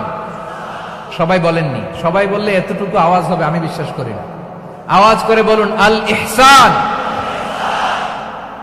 ইহসান মানে কারো প্রতি সফট হার্টেড হওয়া, মহানুভব হওয়া, অনুগ্রহ পরায়ণ হওয়া, অনুগ্রহশীল হওয়া, একে অপরের প্রতি দয়াদ্র হওয়া। একে অপরের প্রতি দয়াদ্র, অনুগ্রহশীল হওয়া ছাড়া মানবিক সমাজ কশিনকালেও গঠন করা সম্ভব না। প্রিয় ভাইয়েরা, সুন্দর আচরণ দিয়ে, ইহসান দিয়ে যা জয় করা যায়, নরম আচরণ দিয়ে যেটা অর্জন করা যায়, কঠোরতা দিয়ে সেটা পারা যায় না। বিষ্ণু ঈসা ইসলাম ইহসান দিয়ে, কোমল আচরণ দিয়ে, তার অনুগ্রহ দিয়ে তিনি অনেক কাফিরের হৃদয়কে জয় করে ফেলেছেন। সাইয়েদনা সুমামা ইবনে উসাল রাদিয়াল্লাহু তাআলা আনহুর কথা মনে পড়ে যায়। তিনি ছিলেন ইয়ামামার বাদশা। মদিনাতে বিশ্বনবীকে হত্যা করার নিয়তে এসেছিলেন। গোপনে গোপনে বিশ্বনবীকে হত্যা করে আবার ইয়ামামাতে তিনি ফিরে যাবেন। কিন্তু কি অবাক করা কাণ্ড, হত্যা করতে পারে নাই, সাহাবাদের হাতে তিনি ধরা পড়ে গেলেন। সাইয়েদনা সুমামা ইবনে উসাল রাদিয়াল্লাহু তাআলা আনহু হত্যার নিয়তে আসলেন, কিন্তু হত্যা করতে পারলেন না। সাহাবারা ওনাকে ধরে ফেললেন, ধরে মসজিদে নববীর পিলারের মধ্যে বেঁধে রাখলেন। সুমামা ইবনে উসাল, সিরাত থেকে শুনেন, সিরাত থেকে শোনাচ্ছি। রাদিয়াল্লাহু তাআলা আনহু ইয়ামামার অধিপতি ছিলেন। ইয়ামামা বিশ্বনবীকে হত্যার জন্য আসছেন, ধরা পড়ে গেছেন, এখন মসজিদে নববীতে বেঁধে রাখছে, তার মানে বন্দী। এখন স্ট্যাটাস কি? বন্দী, ক্যাপটিভ। বিশ্বনবী সাল্লাল্লাহু আলাইহি ওয়াসাল্লাম সাহাবাদেরকে বললেন, তার খোঁজ খবর নিও, সুমামা ইবনে উসালের খোঁজ খবর নিও।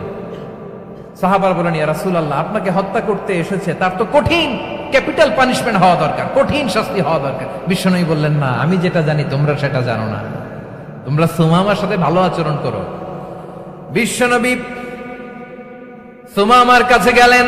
প্রথম দিন যে তিনি কালেমার দাওয়াত দিলেন, ইমানের দাওয়াত দিলেন, ইসলামের দাওয়াত দিলেন, রিসালাতের দাওয়াত দিলেন, আখিরাতের দাওয়াত দিলেন। পরের দিন যে বিশ্বনবী সালাতের দাওয়াত দিলেন, যাকাতের দাওয়াত দিলেন, ইসলাম কি, কিভাবে, কেমন করে পালন করতে হয় চমৎকার আর্টিকুলেট করতে শুরু করলেন। তন্ময় হয়ে সুমামা ইবনে উসাল রাদিয়াল্লাহু তাআলা আনহু বিশ্বনবীর কথাগুলো শুনতে আরম্ভ করলো। একদিন নয়, 2 দিন নয়, টানা 3 দিন বিশ্বনবী সুমামার কাছে ইসলামকে প্রেজেন্ট করেছেন, উপস্থাপন করেছেন। আওয়াজ করে বলেন, কয় দিন? 3 দিন। 3 দিন মসজিদে নববীতে বাধা। আর সাহাবীদেরকে বললেন, তার খোঁজ খবর নিও, তোমরা যে রুটি বানাও এর মধ্যে সবচেয়ে ভালো আটার রুটিটা তারে দিও, সবচেয়ে রিফাইন্ড খেজুর, যেটা পিওর খেজুর, এটা তারে দিও। আর বিশ্বনবী নিজের উট থেকে দুধ দহন করে ওনার বাড়ির এক কর্মচারীকে বলেছেন, দুধ দহন করে সুমামার জন্য নিয়ে যেও। সুবহানাল্লাহ পড়বেন না? সবাই তো অবাক, ইয়ামামা থেকে আসছে নবীকে হত্যা করতে, বিশ্বনবী দেখে তারে জামাই আদর করে, তাকে মজার মজার খাবার দিও, দুধ দিও, আদর আপ্যায়ন করো। 1 দিন নয়, 2 দিন নয়, টানা 3 দিন বিশ্বনবী এভাবে সুমামার কাছে যেয়ে ইসলামকে প্রেজেন্ট করতে আরম্ভ করলেন, ইসলামকে উপস্থাপন করতে শুরু করলেন। আর তাকে চমৎকার এন্টারটেইনমেন্ট, আপ্যায়ন দিতে আরম্ভ করলেন। টানা 3 দিন যখন ইসলামের দ্য বিউটিজ অফ ইসলাম, ইসলামের সুমহান বাণী, সৌন্দর্য তার কাছে উপস্থাপন শেষ, তাকে আপ্যায়ন শেষ, বিশ্বনবী বললেন সাহাবাদেরকে, যাও এবার সুমামার হাতের পায়ের রশি দুটো খুলে দাও। সাহাবারা বললেন, ইয়া রাসূলুল্লাহ, কি বলেন আপনি? ও তো হত্যাকারী, সুযোগ পায় নাই, আপনারে মারতে পারে নাই, ছেড়ে দিলে আবার ও আপনার উপর তলোয়ার নিয়ে ঝাঁপিয়ে পড়বে। নবী, এই সিদ্ধান্ত আপনি নিতে যাবেন না। বিশ্বনবী বললেন, যেটা বলেছি সেটা করো, সুমামার রশিগুলো ছেড়ে দাও, সুমামার হাতে পায়ের রশিগুলো যে তোমরা খুলে দাও। সাহাবারা তর্ক জুড়ে দিলেন, লা ইয়া রাসূলুল্লাহ, এমনটা করবেন না, তো ভয়ঙ্কর, ভয়ঙ্কর খুনি, কি জানি কি হয়ে যায়। বিশ্বনবী বললেন, না, তার হাতে পায়ের রশিগুলো খুলে দাও। সাহাবারা বিশ্বনবীর কথা মতো তার হাতে পায়ের রশিগুলো খুলে দিল। সুমামা মুহূর্তের মধ্যে মসজিদে নববী থেকে বের হয়ে ইয়ামামায় ফিরে না যে মসজিদে নববীর পাশে একটা খেজুর বাগান ছিল, সেখানে চলে গেলেন। সেখানে একটা ছোট্ট কুয়া ছিল, কুয়ার পানি দিয়ে তিনি গোসল করলেন। সুবহানাল্লাহ পড়েন। কুয়ার পানি দিয়ে গোসল করে মসজিদে নববীর সামনে এসে বিশ্বনবী এবং সাহাবাদের সামনে দাঁড়িয়ে সাব্বাবা উঁচু করে বললেন, আশহাদু আল্লা ইলাহা ইল্লাল্লাহ ওয়া আশহাদু আন্না মুহাম্মাদান আবদুহু ওয়া রাসূলুহু। আল্লাহু আকবার। আমি সাক্ষ্য দিচ্ছি আল্লাহ ছাড়া কোনো ইলাহ নাই, আর মুহাম্মদ আল্লাহ তাআলার প্রেরিত বান্দা এবং রাসূল। প্রিয় ভাইয়েরা, ইহসান দিয়ে যা জয় করা যায়, কঠোরতা দিয়ে সেটা কঠিনকালেও জয় করা যায় না। আওয়াজ করে বলেন ঠিক কি না? এবার সুমামা দাঁড়িয়ে বলে, ওগো নবী, আমি তো কালিমা পড়ে মুসলমান হয়ে গেলাম, এবার শোনেন, এই মুহূর্তের আগে আপনার চেহারার চাইতে নিকৃষ্ট কোনো চেহারা আমার কাছে ছিল না, কিন্তু শাহাদা পাঠ করার পরে আপনার চেহারার চাইতে উত্তম শ্রেষ্ঠ কোনো চেহারা আমার কাছে আর নাই। ও নবী, আজকের দিনের আগে ইসলাম ধর্মের চেয়ে নিকৃষ্ট অপছন্দনীয় কোনো ধর্ম আমার কাছে ছিল না, কিন্তু এই মুহূর্ত থেকে ইসলামের চেয়ে সেরা শ্রেষ্ঠ পছন্দনীয় কোনো ধর্ম আমার কাছে নাই। নবী গো, আজকের দিনের আগে মদিনার চাইতে অপছন্দনীয় নিকৃষ্ট কোনো শহর আমার কাছে ছিল না, কিন্তু এই মুহূর্তের পর থেকে মদিনার চাইতে কোনো শ্রেষ্ঠ শহর আমার জানা নাই। সে ছিল গমের বড় ডিলার, গম বেচত। কি বেচত? তার গম কিনে মক্কার লোকেরা রুটি খাইতো। সে ঘোষণা দিল, আজকে থেকে মক্কাবাসীদের জন্য সব গম আমি হারাম করে দিলাম। মক্কাবাসী এখন না খেয়ে মরে। সুবহানাল্লাহ পড়বেন না? মক্কাবাসী বিশ্বনবীর কাছে আসলেন, এসে বললেন, মুহাম্মদ, আমরা তো তোমার ভাই, তোমার চাচা, তোমার ভাতিজা, তোমার আত্মীয়। তুমি সুমামারে বলো সে যেন আবার গমের সাপ্লাই মক্কার জন্য অনুমতি দিয়ে দেয়। বিশ্বনবীর অনুমতি ক্রমে সুমামা আবার মক্কাতে গম পাঠাতে শুরু করলো। পড়েন সুবহানাল্লাহ। ইহসান, ইহসান দিয়ে আপনি যেটা জয় করতে পারবেন, you can win the heart of your enemies. ইহসান দিয়ে আপনি আপনার শত্রুর হৃদয়কে জয় করতে পারবেন। আওয়াজ করে বলেন ঠিক কিনা? এজন্য আল্লাহ বললেন, ওয়ানফিকু ফি সাবিলিল্লাহি ওয়ালা তুলকু বিআইদিকুম ইলাত তাহলুকাহ ওয়া আহসিনু ইন্নাল্লাহা ইউহিব্বুল মুহসিনিন।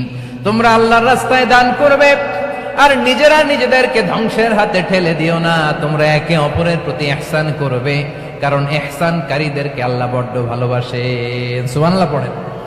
আবার সূরা রহমানে আল্লাহ বললেন, হাল জাযাউল ইহসানি ইল্লাল ইহসান ফাবিআইয়ি আলা, সবাই পড়েন, ফাবিআইয়ি আলাই রাব্বিকুমা তুকাযযিবান। ইহসানের প্রতিদান হিসেবে ইহসানি হয়। বিশ্বনবী সুমামার প্রতি যেমন ইহসান করেছেন, সুমামাও ঠিক তেমন ইহসান ফিরিয়ে দিয়েছে। ঠিক কিনা বলেন? তাহলে এক নম্বরে হচ্ছে আদ, ন্যায় বিচার। দুই নম্বরে সবাই বলেন ইহসান, সদাচরণ। ইহসান দুই ধরনের প্রিয় ভাইরা, ইহসান ফিল ইবাদা, ইহসান ফিল মুআমালা। ইহসান ফিল ইবাদা হচ্ছে একাগ্র অনুভবে ইবাদতে ডুব দেওয়া, এর নাম ইবাদতের ইহসান। সুবহানাল্লাহ পড়ে। বিশ্বনবী বলেন ইহসান মানে কি জানো নাকি? হাদিসে জিবরিলে সাইয়েদনা জিবরিল আলাইহিস সালাম বিশ্বনবীকে বললেন, আখবিরনি আনিল ইহসান। নবী আমাদেরকে বলেন ইহসান মানে কি? বিশ্বনবী বললেন, আনতা আবুদাল্লাহা কাআন্নাকা তারাহু ফাইন লাম তাকুন তারাহু ফাইন্নাহু ইয়ারাক। ইহসান মানে হলো এমন ভাবে তুমি আল্লাহর সামনে নিজেকে উজাড় করে ইবাদত করবে, তুমি ভাববে তুমি আল্লাহকে দেখতে পাচ্ছ। আর এটা যদি ভাবা তোমার জন্য কঠিন হয়ে যায়, অন্তত এতটুকু তুমি ভাববা যে আল্লাহ তোমাকে দেখতে পাচ্ছেন। ঠিক কিনা বলেন? ও আমার বীর চট্টলার ভাইয়েরা, কেউ যেটা দেখে না সেটা দেখে কে? এই বিশ্বাস হৃদয়ের মধ্যে আছে? নামাজে যখন দাঁড়ান এই ফিলিংসটা আনা যাবে? হ্যাঁ, এশার সালাত তো এখনো হয় নাই না?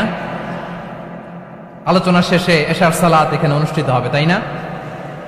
আচ্ছা বলুন তো, আমরা এশার সালাত পর্যন্ত বেঁচে থাকবো এই গ্যারান্টি আছে কার কার? হাত তোলেন।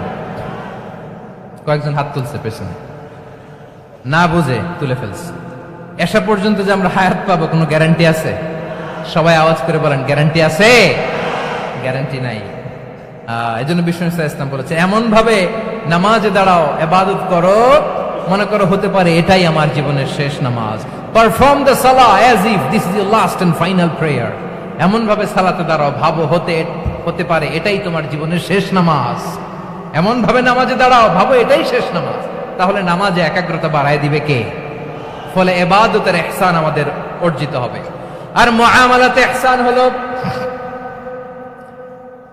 বিশ্বনবী বলেন, ইন্নাল্লাহা তাবারাকা ওয়া তাআলা কাতাবাল ইহসানা আলা কুল্লি শাই ফাইদা কাতালতুম ফাআহসিনুল কিতলা ওয়া ইযা যাবাহতুম ফাআহসিনুয যাবহা ওয়ালিয়ুহিদ্দা আহাদুকুম শাফরাতাহু ওয়ালিয়ুরিহ যাবিহাতাহু। ইহসান দুই ধরনের। আওয়াজ করে বলতে হবে কয় ধরনের? সবাই বলুন আওয়াজ করে, কয় ধরনের? একটা হচ্ছে ইহসান ফিল ইবাদা, ইবাদতে ইহসান। ইবাদতে ইহসান কি? একাগ্র অনুভব দিয়ে ইবাদত করা, মন প্রাণ দিয়ে ইবাদত করা। আর মুআমালাতে ইহসান কি? সব কাজে, দৈনন্দিন কাজে, কর্মে, সামাজিক অ্যাক্টিভিটিতে কোমলতা প্রদর্শন করা, অনুগ্রহের সাথে সবকিছু করা। আল্লাহ তাআলা ইন্নাল্লাহা তাবারাকা ওয়া তাআলা কাতাবাল ইহসানা আলা কুল্লি শাই, তিনি সব কিছুর ব্যাপারে ইহসানকে আবশ্যক করেছেন। সবকিছু, মুমিনের সব কাজে ইহসানের পরশ থাকবে। ওয়া ইযা কাতালতুম ফাহসিনুল কিতলা, বিষ্ণুই বলেন তুমি যখন কাউকে হত্যা করো ইহসানের সাথে করো। সুবহানাল্লাহ পড়বেন না? যখন হত্যা করো তখনও ইহসানের সাথে। আচ্ছা হত্যা করবো আবার ইহসান আসবে করতে করে, তো মেরেই ফেলবো আমি। আল্লাহ, ও ভাই একজন খুন করেছে, খুনি, রাষ্ট্রীয় আইনে তার শাস্তি হয়েছে ডেথ পেনাল্টি, মৃত্যুদণ্ড। এখন মৃত্যুদণ্ড দেখে আপনি যেমনি মন চায় তেমনি মারবেন লোকটারে? ওর নাক কেটে ফেলতে পারবেন? ওর কান কাটতে পারবেন? ওর চোখ উপড়ে ফেলতে পারবেন আপনি? যেমন মন চায় তার অঙ্গহানি করা যাবে না। ইহসানের সাথে তাকে হত্যা করো। সুবহানাল্লাহ, this is Islam, this is the true essence of Islam. ওয়া ইযা যাবাহতুম ফাহসিনু যাবহা, যখন জবাই করবে তখনও ইহসানের সাথে জবাই করো। করব জবাই, ওইখানেও নাকি ইহসান। আচ্ছা, কুরবানির দিন আমরা পশুগুলোরে কি করি বলেন? সবাই আওয়াজ করে জবাই। জবাই মানে তো এটার মেরেই ফেলতেছি, একটু পরে তো টুকরো টুকরো করে গোশতগুলো খাবো, এটা তো খাবো, এটা তো মেরেই ফেলবো। বিশ্ব নেই বলে না, জবাইয়ের মধ্যেও মুমিনের জবাইয়ের ভেতরেও ইহসানের পরশ থাকা চাই। যখন জবাই করবে প্রাণীটাকে হাত পা টাইট করে বেঁধে নাও, ছুরিটাকে শার্পেন করে নাও, ধারালো করে নাও, যাতে অল্প সময়ে জবাইটা হয়ে যায়, প্রাণীটা যাতে কম কষ্ট পায়। সুবহানাল্লাহ পড়ে। দিস ইজ কল্ড ইহসান। ইহসান আল্লাহ তাআলা যেমনি আদলের আদেশ করেছেন, ন্যায় বিচার, জাস্টিস এনশিওর করতে বলেছেন, সমাজে ইহসানের ব্যবহার, ইহসানের অনুশীলন তিনি করতে বলেছেন। এজন্য মুমিনের প্রতিটি কাজে, আমার চট্টগ্রামের ভাইয়েরা আমার দিকে তাকান, খেয়াল করে শুনুন, মুমিন জীবনের প্রতিটি কাজে ইহসানের পরশ থাকা চাই। আমরা যেন আমাদের পরিবারের প্রতি ইহসান করি, আমরা যেন আমাদের কর্মচারীদের প্রতি ইহসান করি, আমরা যেন আমাদের কলিগদের প্রতি ইহসান করি, আমরা যেন আমাদের ভাইদের প্রতি ইহসান করি। মুমিন জীবনের প্রতি কাজে ইহসানের পরশ থাকার দরকার আছে না নাই? কথা বুঝতে পেরেছেন? তাহলে আল্লাহ তাআলার তিনটা আদেশ ছিল, কয়টা গেল? ভুলে গেছে, ভুলে গেছে চট্টগ্রাম। তিনটা আদেশের মধ্যে কয়টা বললাম? প্রথমে কি ছিল? আদল। 2 নম্বরে, 3 নম্বরে রব্বুল আলামিন বললেন ওয়া ইতাইদিল কুরবা, নিকটাত্মীয়দেরকে দান করো। নিকট আত্মীয়দেরকে দাও, যারা তোমাদের ব্লাড কানেকশনের আত্মীয় তাদেরকে তোমরা দাও। এখানে জেনারেলি বললেন দাও, কি দিব সেটা তিনি এখানে বলেন নাই, সেটা তিনি সূরাতুল ইসরার মধ্যে বলেছেন। আল্লাহ বলেন ওয়া আতিযাল কুরবা হাক্কা, নিকট আত্মীয়দেরকে তাদের অধিকার, তাদের প্রাপ্য তোমরা বুঝিয়ে দাও। দেখেন, একটা শান্তির সমাজ, একটা সমৃদ্ধ সমাজ, একটা মানবিক সমাজ গঠনের জন্য আল্লাহ তাআলা বেশি না, মাত্র 3টা অর্ডার, 3টা ভার্ডিক্ট তিনি জারি করেছেন। 1 নাম্বার সুশাসন, ন্যায় বিচার। 2 নাম্বার ইহসান। 3 নাম্বার নিকটাত্মীয়, যারা কাছে, তোমার ভেরি ক্লোজ রিলেশনশিপে আছে, তাদেরকে দাও। দাও, দিলে বাড়িয়ে দেয় কে? অনেকে দিতে চায় না, কৃপণতা করে। দিলে বাড়ায় দেয় কে? ও মিয়া, মদিনার মধ্যে সবচাইতে গরিব সাহাবী ছিল বেলাল রাদিয়াল্লাহু তাআলা আনহু। ওনার এন্টায়ার অ্যাসেট, সম্পদের পরিমাণ কতদূর জানেন? একটা লুঙ্গি। বেলাল রাদিয়াল্লাহু তাআলা আনহু, ওনার টোটাল ওয়েলথের এস্টিমেশন হচ্ছে মাত্র একটা লুঙ্গি। একটা লুঙ্গি, টোটাল ওয়েলথ এস্টিমেশন, টোটাল সম্পদের পরিমাণ বেলাল রাদিয়াল্লাহু তাআলা আনহুর কি ছিল? কথা বোঝে নাই বোধহয়, কি ছিল? ওই বেলাল রাদিয়াল্লাহু তাআলা আনহুকে বিষ্ণু ইসলাম বলেছেন আনফিক ইয়া বেলাল, ও বেলাল তুমিও দাও। ওয়ালা তাখশা মিন যিল আরশি ইখলালা, আরশের অধিপতির তো কোনো ঘাটতি নাই, তুমি দিলে ওই আল্লাহ তোমারে বাড়ায় দিবে। এজন্য আমার প্রিয় ভাইয়েরা, দিলে কমে না, দিলে বাড়ে। অনেকে ধরে রাখে, নতুন কিছু নিতে পারে না, হাত দিয়ে যেটা ধরে রেখেছেন এটা দিয়ে দেন, বড় একটা ধরার সুযোগ পাবেন। জোরে বলেন ঠিক কিনা? ধরেন 5 কেজি ওজনের একটা ধরে রাখছেন, এখন 10, এটা না ছাড়লে 10 কেজি ধরতে পারবেন আপনি? আচ্ছা, 10 কেজির জিনিস একটা আছে হাতে, ওইটা যদি ছেড়ে দেন তাইলেই না 15 কেজি ধরতে পারবেন। কথা বলেন ঠিক কিনা? তাহলে দিলে বাড়িয়ে দেয় কে? রব্বুল আলামিন বললেন 3 নাম্বার আদেশ হলো তোমাদের প্রতি সমাজটারে কেমন করে মানবিক সমাজ, সুন্দর সমাজ গড়বা। 3 নাম্বার আদেশ হলো ওয়া আতিদাল কুরবা হাক্কা, নিকটাত্মীয়দেরকে তাদের প্রাপ্য বুঝিয়ে দাও। এই নিকটাত্মীয়দেরকে তাদের অধিকার বুঝিয়ে দেওয়া, প্রাপ্য বুঝিয়ে দেওয়াতে আমাদের গাফলতি আছে না নাই? চট্টগ্রামে নাই? মাশাআল্লাহ আছে, আছে। অনেকে দেখবেন অনেক আল্লাহওয়ালা, তাহাজ্জুদ গুজার, সেজদা দিতে দিতে কপালে কালো দাগ ফেলে দিছে, সে তার বোনের হকটা আদায় করে নাই। আছে না নাই? হ্যাঁ, এখানেও আছে। সর্বনাশ। অনেক বড় হাজী সাহেব, বিশাল লম্বা দাড়ি, ছেলেরে সব দিয়ে দিছে, মেয়েরে কিছু দেয় নাই, মেয়ের হক আদায় করে নাই। আছে না নাই? এই হাজী সাহেবেরা, এই আল্লাহ আল্লাহরা কিয়ামতের ময়দানে আটকে যাবে। আপনি অন্যের অধিকার নষ্ট করেছেন, তাদের রাইটস কে ভায়োলেট করেছেন। এজন্য আল্লাহ তাআলা বলেন, কারো অধিকার যদি কেউ নষ্ট করে, ওই সমাজটা মানবিক সমাজ কঠিনকালেও হতে পারে না। এজন্য 3 নম্বর আল্লাহ বললেন, ওয়া ইতা ইদিল কুরবা, নিকটাত্মীয়দেরকে দাও। কি দিবা? তাদের অধিকার দিয়ে দাও। বোনের অধিকার বুঝিয়ে দাও, মেয়ের অধিকার বুঝিয়ে দাও, ফুফুর অধিকার বুঝিয়ে দাও। দেখবেন অনেক মায়েরা ছেলের পাতে মুরগির রান দেয়, মেয়ের পাতে দেয় মুরগির ঠ্যাং। এরকম আছে না নাই? ছেলেরা কি দেয়? মুরগির। মেয়ের পাতে কি দেয়? তো মেয়ের কি মুরগির রান খেতে মনে চায় না? মনে চায় না? এমনটা করা যাবে না। নিকটাত্মীয়দেরকে অধিকার দিয়ে দাও, নিকটাত্মীয়ের সাথে সুসম্পর্ক রাখো। আদেশটা কার? এজন্য প্রিয় ভাইয়েরা, জীবনে যদি বারাকা অর্জন করতে চান, নিকটাত্মীয়দের সাথে সুসম্পর্ক রাখতে হবে, তাদের জন্য উপহার পাঠাতে হবে। বিশ্বনবী বলেন, লা ইয়াদখুলুল জান্নাতা কাতে, যে ব্যক্তি আত্মীয়তার সম্পর্ককে ছিন্ন করে দেয়, সে কঠিনকালেও আল্লাহর জান্নাতে ঢুকবে না। আপনি কি এটারে সহজ হাদিস মনে করছেন? এটা সহজ কথা। আপনি ভাবছেন আপনার নামাজ আপনারে বাঁচাতে পারবে, আপনার রোজা বাঁচাতে পারবে, আপনার তাহাজ্জুদ আপনারে বাঁচাতে পারবে? অধিকার নষ্ট করলে কিছুই আপনারে বাঁচাতে পারবে না। এজন্য নিকট আত্মীয়দেরকে দিতে হবে বেশি বেশি। বিশ্বনবী বলেন, ইন্না সাদাকাতা আলাল মিসকিনি সাদাকা ওয়া আলা যির রাহিমি ইসনাতান সাদাকাতুন ওয়া সিলা। মিসকিনরে দান করলে শুধু দানের সওয়াব হয়, নিকট আত্মীয়কে দান করলে দুইটার সওয়াব হয়। সাদাকার সওয়াব হয়, আবার আত্মীয়তার বন্ধন অটুট রাখার সওয়াব হয়ে যায়।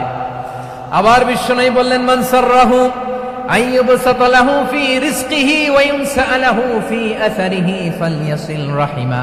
যে ব্যক্তি তার রিজিকের প্রশস্ততা চায় আর হায়াতে বরকত চায়, সে যেন তার আত্মীয়ের সাথে সুসম্পর্ক রাখে। আমার প্রিয় চট্টলার ভাইয়েরা, আমাদের রিজিক বাড়ুক, এটা আমরা চাই কি চাই না? সবাই চান?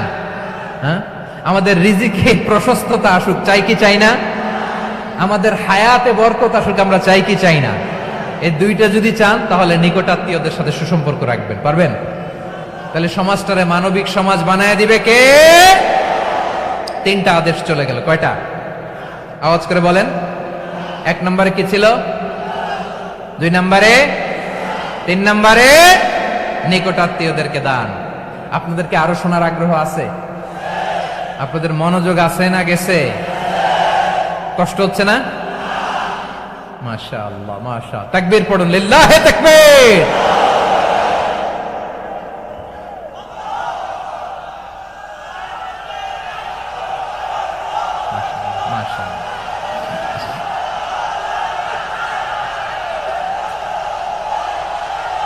আমার প্রিয় ভাইয়েরা, আল্লাহ তাআলা 3টা জিনিসের যেমনি আদেশ করেছেন, অনুরূপভাবে 3টা বিষয় তিনি বারণ করেছেন, নিষেধ করেছেন। ওগুলোর কাছেও যাওয়া যাবে। শুনবেন। রাব্বুল আলামিন বলেন, ওয়ায়ানহা আনিল ফাহশাই ওয়াল মুনকারি ওয়াল বাগি। আমি যেমনি 3টি বিষয়ে আদেশ করলাম, অনুরূপভাবে 3টি বিষয়ে বারণ করলাম, নিষেধ করলাম। আমার 1 নাম্বার নিষেধাজ্ঞা হলো অশ্লীলতার প্রতি। ফাহশা, ওয়ায়ানহা আনিল ফাহশা। আল্লাহ তাআলা অশ্লীলতাকে নিষেধ করেছেন। কোন জিনিসকে? সবাই বলুন, কোন জিনিসকে? যত ধরনের, যত টাইপের, যত ক্যাটাগরির অশ্লীলতা হতে পারে, সব অশ্লীলতাকে হারাম করেছেন কে? ফাহশা মানে কি? কথায়, কাজে, আচরণে, কমেন্ট, ফেসবুকের কমেন্টসে যত ধরনের নোংরামো আছে, যত ধরনের অশ্লীলতা আছে, এটাকে আরবিতে বলে ফাহশা। এটাকে কি বলে? রাব্বুল আলামিন বলেন, কুল ইন্নামা হাররামা রাব্বিয়াল ফাওয়াহিশা মা যাহারা মিনহা ওয়া মা বাতান ও নবী, আপনি বলে দেন আমার রব প্রকাশ্য অপ্রকাশ্য, স্পষ্ট কিংবা অস্পষ্ট, দৃশ্যমান কিংবা অদৃশ্যমান সব অশ্লীলতাকে হারাম করেছেন। সব ধরনের অশ্লীলতা হারাম, সব ধরনের। আল্লাহ তাআলা আমাদেরকে অশ্লীলতা থেকে বাঁচান, অশ্লীলতা থেকে তিনি আমাদেরকে হেফাজত করুক, পড়েন আমিন। এবার বলেন, আমাদের সমাজে অশ্লীলতা আছে না নাই? চট্টগ্রামে নাই?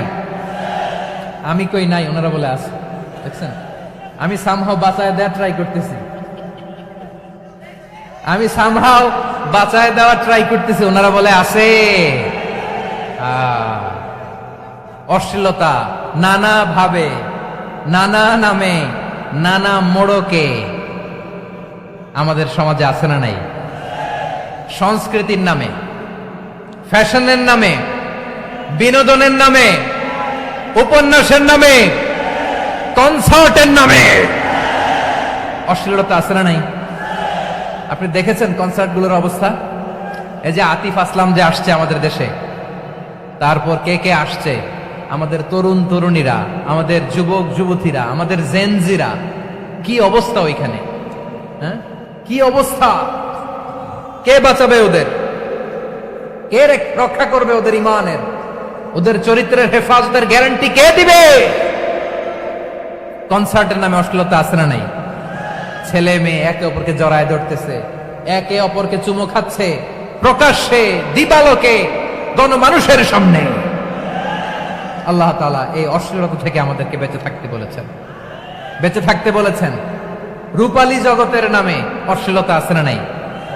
এই টার্মটা আপনারা জানেন না? রূপালী জগৎ কি জগৎ? আসলে কি রূপালী জগৎ না অন্ধকার জগৎ? আমার বোনেরা, আপনাদেরকে যে কি বলে তারা বুঝায়, রূপালী জগৎ শুনেই আপনি ভরকে যাবেন না। রূপালী জগতে যে নারী যত বেশি উলঙ্গ, সে নাকি তত বেশি সাহসী। জানেন, বলে এটা একটা সাহসী নারী, খুব সাহসী পদক্ষেপ তার। যত বেশি শরীর থেকে কাপড় নামাতে পারবে, যত বেশি বস্ত্রহীন হয়ে নিজেকে প্রেজেন্ট করতে পারবে, সে নাকি তত বেশি সাহসী। আমার চট্টলার ভাইয়েরা, শয়তানের প্রথমে এজেন্ডা ছিল বনি আদমকে বস্ত্রহীন করা। সে আদম এবং হাওয়া আলাইহিস সালামকে নিষিদ্ধ গাছের ফল খাইয়ে তাদেরকে বস্ত্রহীন করেছে। এই জামিনেও সে আমাদেরকে বস্ত্রহীন করতে চাইবে। এই রূপালী জগতের নামে তারা এটা করে। আমার প্রিয় বোনেরা, আপনি জানেন না আপনার দাম কত। ওরা আপনাদেরকে বিজ্ঞাপনের সস্তা পণ্য বানাতে চায়। ওরা আপনাদেরকে ওদের ভোগের লিপসার টুলস বানাতে চায়। ওরা আপনাদেরকে দিয়ে ওদের খায়েশ পূরণ করতে চায়। এটা আপনাদের জন্য মোটেও ডিগনিটি নয়, এটা আপনাদের জন্য সম্মান নয়। আপনার সম্মান শালীনতায়, আপনার সম্মান হেজাবে, আপনার সম্মান ভদ্রতায়, আপনার সম্মান আপনার ডিসেন্ট পোশাকে। পোশাক বলে দেয় এই নারীটা ভদ্র না অভদ্র। পোশাক বলে দেয় এই মেয়েটা কোন ঘরের মেয়ে। আওয়াজ করে বলেন ঠিক কিনা? আপনি জানেন না, আপনারা সস্তা পণ্য বানায়, ভোগের পণ্য, বিলবোর্ডে আপনাকে উলঙ্গ করে উপস্থাপন করে। এই অশ্লীলতার সাথে ইসলামের কোন সম্পর্ক। এজন্য আল্লাহ বলেন, আমি অশ্লীলতাকে হারাম করেছি। অশ্লীলতাকে হারাম করার প্রথম কারণ হলো এর মাধ্যমে মানবতাকে অপমানিত করা হয়। কারণ মানুষের সম্মান মানুষের পোশাকে। মানুষ যখন পোশাকহীন হয়ে যায়, বস্ত্রহীন হয়ে যায়, তার সম্মান কমে যায়, ঠিক কিনা? অশ্লীলতাকে হারাম করার প্রথম কারণ হচ্ছে মানুষ মানুষকে অপমান করে। একটা নারী, সে তো সম্মানিত। নারী যে কত সম্মানিত, নারীরা এটা বুঝেই নাই। বিশ্বনবী বলেন, আর দুনিয়া কুল্লুহা মাতা ওয়া খায়রু মাতা'আদ দুনিয়া আল মারআতুস সালিহা। আমার বোনেরা, 5টা প্যান্ডেলে আপনারা এলইডিতে আমার আলোচনা শুনছেন, আমি জানি। আপনাদের এই গর্ভ যে কত দামি আপনি জানেন না। আপনার পেট থেকেই আসবে আগামী দিনের সালাহুদ্দিন আল আইয়ুবী। আপনার পেট থেকেই আসবে অনাগত দিনের ইমাম মাহদী আল মুনতাযর। আপনার পেট থেকেই আসবে অনাগত দিনের ফয়সাল, ওয়াসিম, মুগ্ধ, আবু সাইদের মতো বীর যোদ্ধা।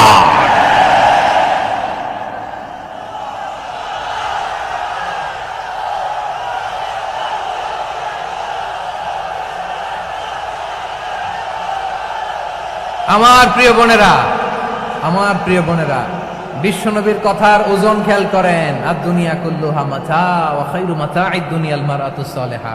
দুনিয়ার সবকিছুই অ্যাসেট, এর মধ্যে সবচেয়ে দামি অ্যাসেট নেককার নারী। আপনার গর্ভ যে কত দামি আপনি জানেন না। নিজের সময়টাকে কাজে লাগান, কোরআন পড়েন, সুন্নাহ পড়েন। আপনার অনেক দায়িত্ব ঘরে। You are the MD of your family. একটা family it's a very big institution. পরিবার একটা অনেক বড় প্রতিষ্ঠান। And you are the MD of your institution. আপনি এই পরিবারের MD, managing director of your family. এখানে আপনার কত দায়িত্ব। আপনি ছেলে মেয়েদেরকে তারবিয়া করবেন, আপনি আপনার স্বামীর জন্য ঘরটারে জান্নাতের নীর বানাবেন, আপনার জন্য জান্নাতের ডুপ্লেক্স বাড়ি ওইখানে তৈরি করে রাখবে কে? আপনি যে কত দামি আপনি জানেন না। নারীদেরকে আল্লাহ বানিয়েছেন উচ্চতর করে, নিম্নতর নয়। নারীদেরকে ছোট্ট জিনিস দিলে এটারে বড় করে দেয়। নারীদেরকে ভ্রূণ দিলে, শুক্রাণু দিলে নারী এটারে বাচ্চা হিসেবে উপহার দেয়, ঠিক কিনা? বিয়ের মাধ্যমে স্বামী যখন তার শুক্রাণু তার স্ত্রীকে উপহার দেয়, স্ত্রী রিটার্নে কি উপহার দেয়? ফুল ফর্ম বেবি, মানব সন্তান। দেখছেন, আপনি দিলেন একটুকুনি, দিছে বিশাল। আপনি যদি নারীকে বাজার এনে দেন, নারী এটাকে সুস্বাদু খাবারে রূপান্তর করে দেয়। আপনি তাকে একটা মুচকি হাসি দিয়ে দেন, সে তার কলিজা দিয়ে দেয়। কিন্তু যদি আপনি তার মনে কষ্ট দেন, সে আপনার জীবনকে জাহান্নাম বানায়া দেয়। খবর আছে, নারীর মন বুঝতে পারলে নেয়ামত, বুঝতে না পারলে কিয়ামত। ঠিক কিনা বলেন? আমার প্রিয় বোনেরা, আপনি যে কত দামি আপনি জানেন না। জানেন না আপনি কত দামি, অনেক দামি আপনি। আপনাদেরকে যেন ভোগের সস্তা পণ্য বানাতে না পারে, আপনাদেরকে সচেতন থাকতে হবে, সজাগ থাকতে হবে, কনসার্ন থাকতে হবে। শয়তানের ওই হাতছানির দিকে আর নজর দেওয়া যাবে না। তাহলে কেন আল্লাহ তাআলা এই ফাহশা, অশ্লীলতাকে হারাম করলেন? এক নাম্বার, এতে হিউম্যান ডিগনিটি কমে। দুই নাম্বার, এতে মানুষের অধিকার নষ্ট হয়। আপনি বিয়ে করেছেন, এরে পরকিয়া করেন, ওর সাথে এরকম আছে না নাই? স্ত্রীর অধিকার নষ্ট করেছেন। আপনি বিবাহ সম্পর্কে আবদ্ধ হয়েছেন তার সাথে, আপনি পরকিয়া করেন ওই ছেলের সাথে, আপনি আপনার হাজবেন্ডের সাথে বিট্রে করেছেন। এজন্য আল্লাহ অশ্লীলতাকে হারাম করেছেন। অশ্লীলতাকে হারাম করার আরেকটা কারণ হচ্ছে আল্লাহ তাআলা এই হিউম্যান জেনারেশনকে এটাকে প্রিজার্ভ করতে চায়। হিফজুন নাসল, এটা মাকাসিদুশ শরিয়ার অনেক গুরুত্বপূর্ণ একটা মাকাসিদ, অনেক গুরুত্বপূর্ণ। আপনার নাসল, আপনার জেনারেশনকে সংরক্ষণ করা। এই যে আসতেছে ফেব্রুয়ারি, কত ফেব্রুয়ারি জানো? এটা কি বিশ্ব ভালোবাসা দিবস? হ্যাঁ, কি দিবস?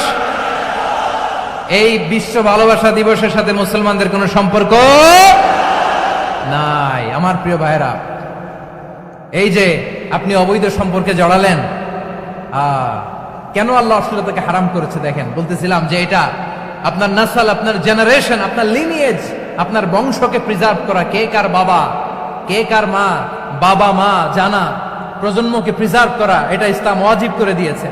এই যে অবৈধ সম্পর্কের কারণে, বিশ্ব বেহায়া দিবসের কারণে, এগুলোর আউটপুট হিসেবে মাঝে মাঝে ঢাকা মেডিকেলের ডাস্টবিনে নবজাতকের বাচ্চার কান্নার আওয়াজ শুনতে পাওয়া যায়। চট্টগ্রাম মেডিকেলের ডাস্টবিনে নবজাতকের কান্না শুনতে পাওয়া যায়। বীর চট্টলার মুসলমানেরা বুঝতে পারলে আওয়াজ করে বলেন, এই যে চট্টগ্রাম মেডিকেলে যে নবজাতকটা পাওয়া গেল, ওর বাবাকে আমাকে বলেন, ওর বাবাকে, ওর মাকে, ও কোন ফ্যামিলির সন্তান কেউ জানে? আপনি হিউম্যান ডিগনিটিকে অপমান করেছেন না? আপনি তার ভবিষ্যৎকে অন্ধকার করেছেন না? আপনি তার লিনিয়েজকে প্রশ্নবিদ্ধ করে দিয়েছেন না? এই জন্য আল্লাহ তাআলা অশ্লীলতাকে আমাদের জন্য হারাম করে দিয়েছেন। পড়েন সুবহানাল্লাহ। এই জন্য রাব্বুল আলামিন বলেন, কুল ইন্নামা হারামা রাব্বিয়াল ফাওয়াহিশা মা যাহারা মিনহা ওয়া মা বাতান। প্রকাশ্য অপ্রকাশ্য সব অশ্লীলতাকে হারাম ঘোষণা করে দিয়েছে কে? আবার দুনিয়ার বুকে যারা অশ্লীলতার প্রসার করে তাদের জন্য শাস্তি মজুদ রেখেছে কে? রব্বুল আলামিন বলেন, ইন্নাল্লাযীনা ইউহিব্বুনা আন তাশিআল ফাহিশাতু ফিল্লাযীনা আমানু লাহুম আযাবুন আলীমুন ফিদ দুনিয়া ওয়াল আখিরাতি ওয়াল্লাহু ইয়ালামু ওয়া আনতুম লা তা'লামুন। নিশ্চয়ই যারা বিশ্বাসীদের মাঝে অশ্লীলতার প্রচার প্রসার করতে চায় তাদের জন্য আমি মর্মন্তুদ শাস্তি প্রস্তুত করে রেখেছি, দুনিয়াতেও রেখেছি, আখিরাতেও রেখেছি। ঘোষণাটা কার? যারা এই নাটকের নামে, সিনেমার নামে, রূপালী জগতের নামে, মুভির নামে, ওটিটি প্ল্যাটফর্মের নামে আমার সমাজে অশ্লীলতা ছড়াতে চায়, তাদের জন্য কঠিন মর্মন্তুদ শাস্তি মজুদ রেখে দিয়েছে কে? ও আমার বোনেরা, এখনো আপনি জাগবেন না? এখনো আপনার চিন্তার দুয়ারে এখনো নাড়া পড়ে নাই? ওরা আপনাকে উলঙ্গ বানাতে চায়, ওরা আপনাকে আইটেম গার্ল বানাতে চায়। এজন্য ইসলাম অশ্লীলতাকে হারাম করেছে। হারাম। ইসলাম বলেছে যোজন যোজন দূরে থাকো, ওরা বলে না কাছে আসো, কাছে আসার গল্প, ক্লোজ আপ ওয়ান, কাছে আসার গল্প আছে না নাই? চট্টগ্রামে তো এগুলো নাই মাশাআল্লাহ। হ্যাঁ, এখানেও আছে ক্লোজ আপ ওয়ান, কাছে আসার গল্প। আল্লাহ বলেন ওয়ালা তাকরাবুজ জিনা, কাছেও এসো না, জিনা থেকে যোজন যোজন কিলো দূরে থাকো, ওরা বলে কাছে আসার গল্প। আমার বীর চট্টলার ভাইয়েরা, কাছে আসতে হলে আমরা কোরআনের কাছে আসব, কাছে আসতে হলে নবীর কাছে আসব, কাছে আসার গল্প হবে আমার রবের কাছে আসার গল্প। চিল্লায় বলো ঠিক কিনা?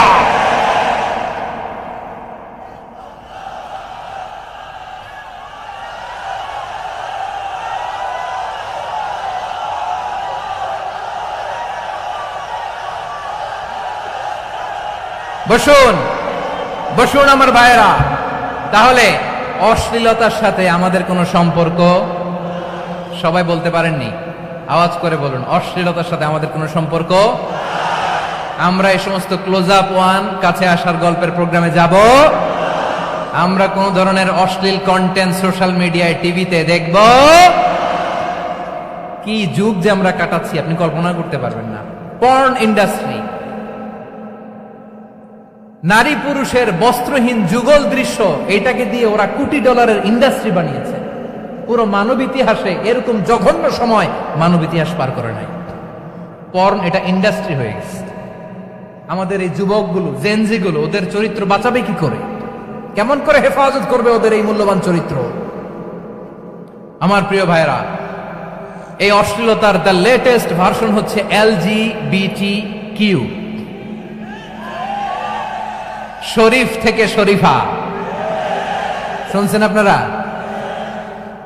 দেখতে পুরুষ, আসলেই পুরুষ, সুস্থ একজন পুরুষ, 4 সন্তানের বাবা, বলে আমি মনে মনে নারী। দেখতে নারী, সুস্থ নারী, আসলেই সে দিব্যি একজন নারী, বলে আমি মনে মনে পুরুষ। সবচেয়ে ভয়ঙ্কর অশ্লীলতার সবচাইতে লেটেস্ট ভার্সন হচ্ছে এই ট্রান্সজেন্ডারিজম। সুস্থ পুরুষ তার বায়োলজিক্যাল গ্রোথকে হরমোন দিয়ে স্টপ করে দিয়ে সে সার্জারি করে নারী হতে চায়, সুস্থ নারী পুরুষ হতে চায়। পুরুষ পুরুষের প্রতি সেক্সুয়ালি আকর্ষণ বোধ করে, এটা লূত আলাইহিস সালামের কওমের মধ্যে ছিল। এটাকেও আল্লাহ কোরআনে ফাহিশা বলেছেন। ওয়ালুতান ইয ক্বালা লিকওমিহি আতা'তুনাল ফাহিশাতা মা সাবাকাকুম বিহা মিন আহাদিম মিনাল আলামিন। লূত আলাইহিস সালাম বললেন, তোমরা কি এমন এক অশ্লীল কার্যক্রমে ডুব দিলে নাকি যেটা গোটা বিশ্বের কেউ কখনো করে নাই, তোমরাই প্রথম করেছো? পড়েন নাউযুবিল্লাহ। এই পশ্চিমের এই রোগ আমার দেশে যেন আসতে না পারে, আমাদের সজাগ থাকতে হবে। প্রিয় ভাইরা, চিল্লায় বলেন ঠিক কিনা? পশ্চিমের অবস্থা ভয়ঙ্কর। পাশ্চাত্যে, আমি যুক্তরাষ্ট্রে ছিলাম অনেকদিন, কয়েক মাস, বিভিন্ন স্টেটে ঘুরেছি। গার্ডিয়ানরা উদ্বিগ্ন, ছেলে মেয়েদেরকে, ছোট্ট ছেলে মেয়ে, ওদেরকে জিজ্ঞেস করে, তুমি how do you feel right now inside yourself? তুমি ভিতরে ভিতরে কেমন ফিল করো? তোমার কি ছেলে ছেলে লাগে না মেয়ে মেয়ে লাগে? আচ্ছা বলেন, এই ছোট্ট বাচ্চাটাও কি এগুলো জেন্ডার অ্যাসাইনমেন্ট বলতে এগুলো কিছু বুঝে? এইভাবে মিসগাইড করা হচ্ছে। কৌতূহল বশত ছোট্ট ছেলে যদি বলে আমার তো মেয়ে মেয়ে লাগে, তখন বলে যে না তুমি মেয়ে, ছেলে না। মা বাবা বাধা দিলে ওকে আলাদা গভর্নমেন্ট হাউসে নিয়ে যায়। ভয়ঙ্করতম অবস্থা। আমরা একটা সময়ে শুনতাম যে হুজুর আমার ছেলেটা খুব ভালো, হাফেজে কোরআন, আল্লাহওয়ালা, হুজুর আমার ছেলে দাড়ি রাখছে, আল্লাহওয়ালা। হুজুর আমার ছেলে 5 ওয়াক্ত সালাত জামাতের সাথে পড়ে, তার মানে আল্লাহওয়ালা। পশ্চিমে যে আমি কি শুনছি জানেন? ওরা বলে হুজুর আমার ছেলেটা ইউনিভার্সিটির একটা মেয়ের সাথে প্রেম করে, ও খুব আল্লাহওয়ালা, হুজুর দোয়া করবেন। এর কারণ ওদের কাছে আল্লাহওয়ালার ক্রাইটেরিয়া হচ্ছে হুজুর আমার ছেলেটা আরেক ছেলের পছন্দ করে নাই, আমার মেয়েটা আরেক মেয়েকে ভালোবাসে নাই, এজন্য আমার ছেলেটা আল্লাহওয়ালা, হুজুর ওর জন্য একটু দোয়া করে দিয়েন। কি চ্যালেঞ্জ ওরা ফেস করতেছে। ওনার ছেলে যে আরেক ছেলেরে বিয়ে করবে না, এটাতেই উনি খুশি যে আলহামদুলিল্লাহ আমার ছেলেটা একটা মেয়েরে ভালোবাসে, আমার মেয়েটা একটা ছেলেরে ভালোবাসে, মানে এটা খুব আল্লাহওয়ালা। নাউজুবিল্লাহ পড়তে পারলেন না? এজন্য অশ্লীলতার সাথে আমাদের কোনো সম্পর্ক। রাব্বুল আলামিন বলেন ওয়ায়ানহা আনিল ফাহশাই ওয়াল মুনকারি ওয়াল বাগি, তিনটা জিনিসকে আমি নিষিদ্ধ করলাম। এক নাম্বার হলো ফাহশা, অশ্লীলতা। 2 নম্বরে হলো মুনকার, সমস্ত মন্দ কাজ। আপনাদের মনোযোগ আছে না? শেষ করে দিব? আর 2-1 মিনিট শুনবেন? আচ্ছা বলি তাহলে, আর 2-1 মিনিট। তাহলে নিষেধাজ্ঞা জারি করেছেন 3টা জিনিসের উপর। 1 নাম্বার কি? ফাহশা, অশ্লীলতা। 2 নাম্বার মুনকার। মুনকার মানে হচ্ছে যত মন্দ কাজ, খারাপ কাজ, বাজে কাজ, এটার বলে মুনকার। এটার কি বলে? আপনারা পড়ছেন না তা'মুরুনা বিল মা'রুফি ওয়া তানহাউনা আনিল মুনকার। ভালো কাজের আদেশ, সৎ কাজের আদেশ, অসৎ কাজের নিষেধ। মুনকার, মুনকার হচ্ছে মানুষের স্বাভাবিক বিবেকবোধ যেটাকে খারাপ বলে, ওইটাই মুনকার। পৃথিবীর সব আসমানি গ্রন্থ যেটাকে খারাপ বলেছে, মানুষের স্বাভাবিক বিবেকবোধ যেটাকে খারাপ বলেছে, এগুলো সব মুনকার। যেমন ইফতিজিং, এটা কি ভালো না খারাপ? মজুদদারি, খাদ্যে ভেজাল দেওয়া, ওজনে কম দেওয়া, মাছে ফরমালিন মিশানো, চাঁদাবাজি, টেন্ডারবাজি, দখলবাজি, এগুলো আমাদের স্বাভাবিক বিবেকেই বলে এগুলো খারাপ, এগুলো হচ্ছে মুনকার। আল্লাহ তাআলা এই মুনকার থেকে আমাদেরকে বেঁচে থাকতে বলেন, আর শয়তান এই মুনকারের প্রতি আমাদেরকে উদ্বুদ্ধ করে। আল্লাহ তাআলা বললেন ইয়া আইয়ুহাল্লাযীনা আমানু লা তাত্তাবিউ খুতুওয়াতিশ শাইতান ফাইন ওয়া মান ইয়াত্তাবি' খুতুওয়াতিশ শাইতানি ফাইন্নাহু ইয়া'মুরু বিল ফাহশাই ওয়াল মুনকার। আল্লাহ বললেন আমার গোলামেরা শোনো শোনো, ও আমার বিশ্বাসী বান্দারা খবরদার, তোমরা কশিনকালেও শয়তানের পদাঙ্ক অনুসরণ করবে না, কারণ শয়তান তোমাদেরকে অশ্লীলতা এবং মন্দ কাজের দিকে উদ্বুদ্ধ করে। আমাদের কাজ হচ্ছে শয়তান আমাদেরকে যেদিকে নিতে চায় আমরা তার উল্টা দিকে যাব, ঠিক কিনা বলে? শয়তান এই মন্দ কাজকে আমাদের কাছে বিউটিফাই করে, চাকচিক্যময় করে আমাদের সামনে উপস্থাপন করে। এজন্য আল্লাহ বলেন মুনকারকে থামাতে হবে, মুনকার প্রতিরোধ করতে হবে। মুনকার প্রতিরোধের দায়িত্ব শুধু আমাদের নাকি? শুধু আপনার খতিব সাহেবের, ইমাম সাহেবের, নাকি মুসলিম উম্মার সবার? আওয়াজ করে বলুন, মুনকার অসৎ কাজ প্রতিরোধের দায়িত্ব কার? রাব্বুল আলামিন বলেন কুনতুম খায়রা উম্মাতিন উখরিজাত লিন-নাসি তা'মুরুনা বিল মা'রুফি ওয়া তানহাউনা আনিল মুনকার। তোমাদেরকে শ্রেষ্ঠ জাতি করে জমিনের মধ্যে আবির্ভূত করা হয়েছে, যাতে করে তোমরা জমিনের ভেতরে সৎ কাজের আদেশ করতে পারো আর অসৎ কাজের নিষেধ করতে পারো। উম্মা কুনতুম খায়রা, তাহলে গোটা উম্মার দায়িত্ব, এটা বুঝতে পারছেন তো? আচ্ছা আরো নিচে আসেন। এরপরে আল্লাহ বললেন শুধু উম্মা না, এই জমিনের রাজত্ব আমি যাদের হাতে দেই, এই জমিনের মালিক আমি যাদেরকে বানিয়ে দেই, যাদেরকে আমি সরকারের দায়িত্ব দেই, তাদেরকেও মুনকার প্রতিরোধের দায়িত্ব দিয়েছে কে? আল্লাহ বলেন যারা ক্ষমতার মসনদে বসেছে তাদেরকে 4 দফা কর্মসূচি আমি আল্লাহ দিলাম। আওয়াজ করে বলেন কয় দফা? আল্লাহ বলেন আল্লাযীনা ইম্মাক্কান্নাহুম ফিল আরদি আকামুস সালাতা ওয়া আতাউয যাকাতা ওয়া আমারু বিল মা'রুফি ওয়া নাহাউ আনিল মুনকার ওয়ালিল্লাহি আকিবাতুল উমুর। যারা এই জমিনের উত্তরাধিকার হয়েছে তারা 4 দফা কর্মসূচি নিয়ে সামনে আগাবা। সালাত কায়েম করবা, যাকাত আদায় করবা, সৎ কাজের আদেশ দিবা, অসৎ কাজ থেকে মুনকার প্রতিরোধ করবা। আদেশটা কার? আমার প্রিয় চট্টলার ভাইয়েরা, পুরো উম্মার দায়িত্ব মুনকার প্রতিরোধ করা, সরকার প্রধানের দায়িত্ব মুনকার প্রতিরোধ করা। এরপর আল্লাহ বলেন প্রতিটা ফ্যামিলির যিনি প্রধান সিইও বাবা, প্রত্যেক বাবারও দায়িত্ব এই মুনকার প্রতিরোধ করা। আওয়াজ করে বলেন ঠিক কিনা? যেমনটি সাইয়েদনা লুকমান আলাইহিস সালাম ওনার কলিজার টুকরা সন্তানকে আদেশ করেছেন, ইয়া বুনাইয়া আকিমিস সালাতা ওয়া'মুর বিল মা'রুফি ওয়ানহা আনিল মুনকার। পড়েন সুবহানাল্লাহ। বাবা ছেলেকে সবক দিচ্ছে। কে সবক দিচ্ছে? কাকে? লুকমান আলাইহিস সালাম ছেলেকে বলতেছে, ওরে আমার কলিজার টুকরা সন্তান, ওরে আমার বাছা, নামাজ কায়েম করবা, সৎ কাজের আদেশ দিবা, আর মুনকার প্রতিরোধ করবা, অসৎ কাজ, সমাজ থেকে খারাপ কাজকে ঝেঁটে বিদায় করে দিবা। তাহলে দেখেন আমি স্টেপ বাই স্টেপ নামলাম। পুরা উম্মার দায়িত্ব, জমিনের উত্তরাধিকারী আল্লাহ যাদেরকে বানিয়েছেন সরকার, তাদের দায়িত্ব, প্রতিটি ফ্যামিলির প্রধানের দায়িত্ব। এরপরে বিশ্বনবী বলেন সচেতন প্রতিটি মুসলিমের দায়িত্ব সমাজ থেকে মুনকারকে উৎখাত করা। বিশ্বনবী বলেছেন, মান রাআ মিনকুম মুনকারান ফালিয়ুগাইয়িরহু বিয়াদিহি ফাইন লাম ইয়াস্তাতি ফাবিলিসানিহি ওয়া ইন লাম ইয়াস্তাতি ফাবিকলবিহি ওয়া যালিকা আযআফুল ঈমান। সমাজে যে মুনকার দেখবে, খারাপ কাজ দেখবে, সে যেন হাত দিয়ে সেটাকে থামায়। কি দিয়ে? আপনাদের তো হাত নাই না? হাত আছে, হাত আছে। ওরা যেই হাত দিয়ে অন্যায় করে ওইটা প্রতিরোধের জন্য আমাদেরও হাত আছে না নাই? থামাতে হবে, থামাতে হবে।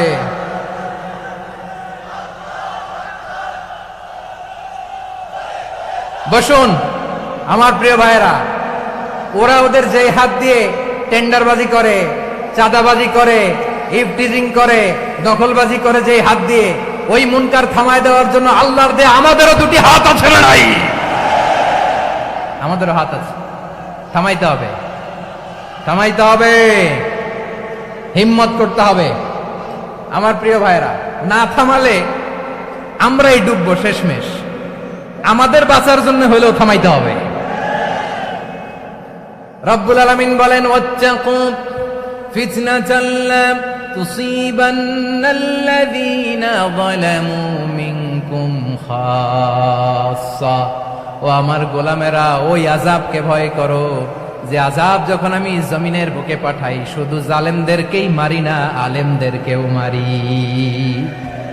আযাব যখন আসে তখন শুধু জালিমই মরে না, আলেমও মরে। জানেন, মুসা আলাইহিস সালামের পায়ে একবার একটা লাল পোকা কামড় দিয়েছে, লাল পিঁপড়া।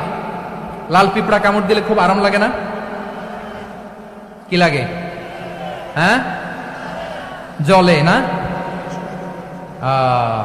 লাল একটা পিঁপড়া কামড় দিছে, তো উনি রেগে মেগে পাশি দেখে লাল পিঁপড়ার বাসা, পা দিয়ে ডলে মুছে সবগুলো পিঁপড়া মেরে ফেলছে। এই ঘটনাটা আল্লাহ ঘটিয়েছেন এজন্য মুসা আলাইহিস সালাম ছিলেন কালিমুল্লাহ, সরাসরি আল্লাহর সাথে কথা বলতেন।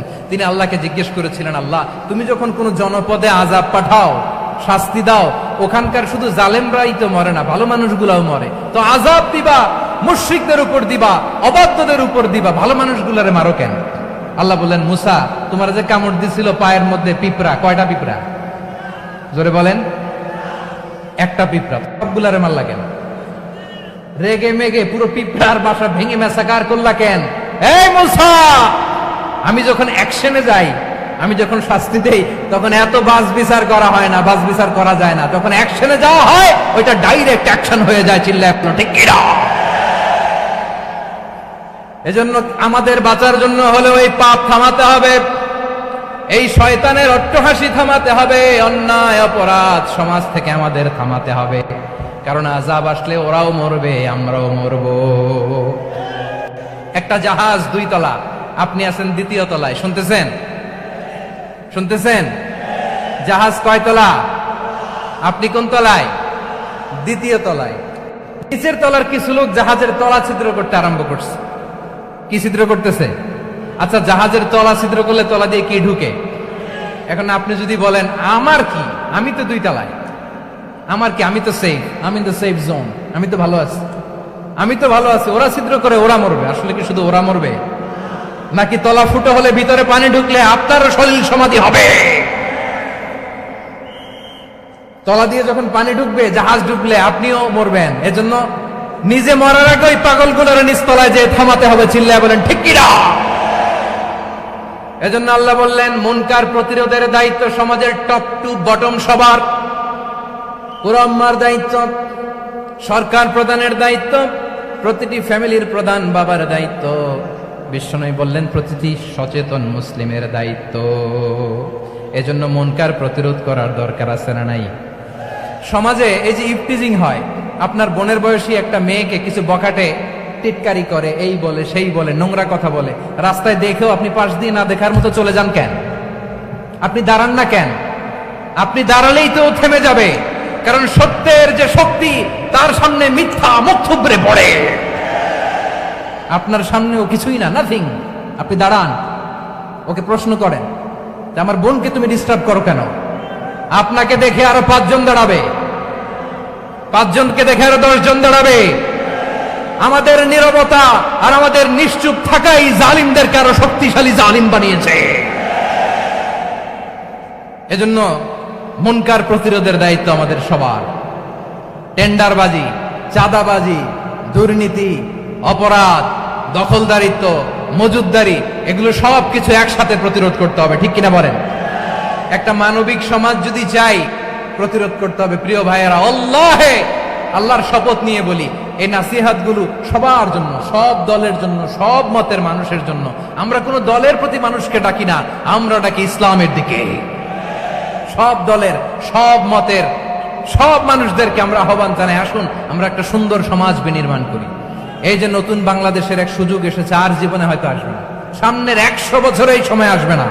আসুন দেশটাকে আমরা সাজাই, আসুন আমরা দুর্নীতি বন্ধ করি, আসুন আমরা চাঁদাবাজি বন্ধ করি, আসুন আমরা দখলদারিত্ব বন্ধ করি, আসুন আমরা এক দল আরেক দলকে নিশ্চিহ্ন করার যে রাজনীতি, এটা বন্ধ করি।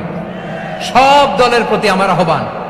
আমি কিছুদিন আগে একটা নিউজ দেখলাম, ওই যে লন্ডনে বসে জনাব তারেক রহমান সাহেবকে আমি ধন্যবাদ দিতে চাই। উনি সংবাদ শোনা মাত্রই ওনার দলের অনেক চাঁদাবাজকে উনি বহিষ্কার করেছে। I do appreciate. প্রতিটি দলের এরকম ইনিশিয়েটিভ নেওয়ার দরকার আছে না নাই? যে কোনো দলে এই প্র্যাকটিসটা থাকার দরকার আছে না নাই? চাঁদাবাজদের সাথে আপনারা নিজেদেরকে মুক্ত ঘোষণা করবেন যে এরা আমার দলের কর্মী হতে পারে না।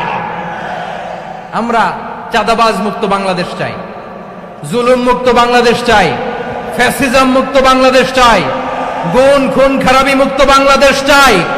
আমরা নতুন ভোরের বাংলাদেশ চাই। ওই বাংলাদেশ পাওয়ার জন্য মুনকার প্রতিরোধে, অন্যায় প্রতিরোধে যদি বাঘের বাচ্চার মতো, আবু সাইদের মতো 2 হাত উঁচু করে, বুককে টান টান করে প্রসারিত করে দাঁড়াতে হয়, রাজি আছে মুসলমান? কারা কারা রাজি?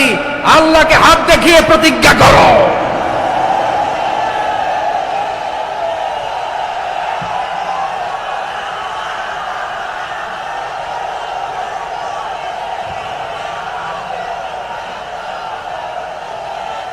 আমার প্রিয় ভাইয়েরা, বসুন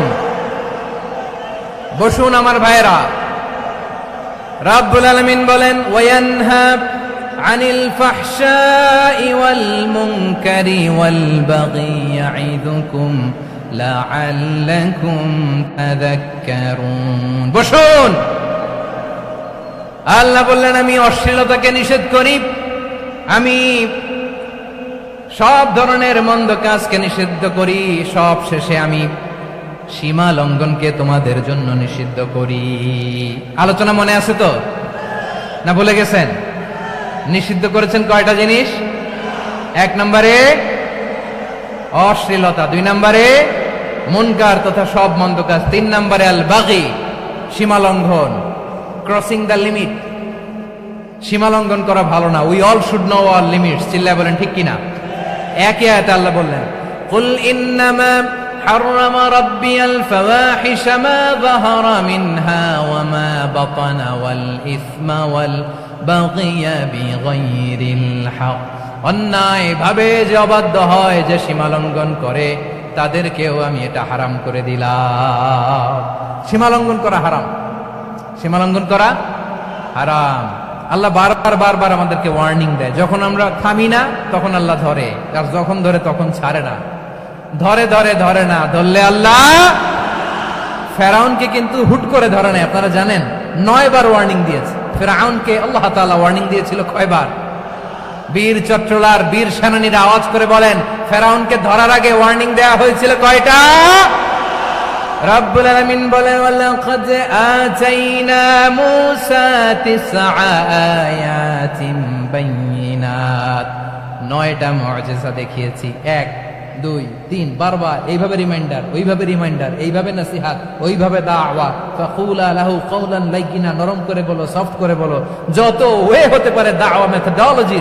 মুসা আলাইহিস সালামের সব অ্যাপ্লাই শেষ, 10ম বারে যে আল্লাহ ধরছে, 10ম বারে যে ধরেছে। এজন্য আল্লাহ বলেন, আমি সীমালঙ্ঘনকে পছন্দ করি না। কোরআনের অন্য আয়াতে বাগীকে বলা হয়েছে আল ইতিদা, সীমালঙ্ঘন যারা করে তাদেরকে আল্লাহ বলেছেন মুতাদিন।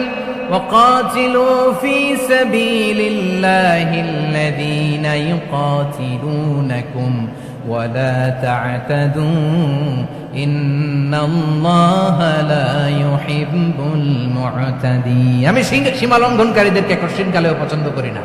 আমরা যেন সীমালঙ্ঘন না করি, রাজি আছেন তো? যে কোনো ক্ষেত্রে ইবাদতে যেন সীমালঙ্ঘন না করি। অনেকে আমরা ইবাদতে সীমালঙ্ঘন করে ফেলি। বিশ্বনবী সাল্লাল্লাহু আলাইহি ওয়াসাল্লাম যেটা শিখিয়েছেন এর বাইরে যে অতিরিক্ত বুজুর্গ হতে চায়, এরকম আছে না নাই?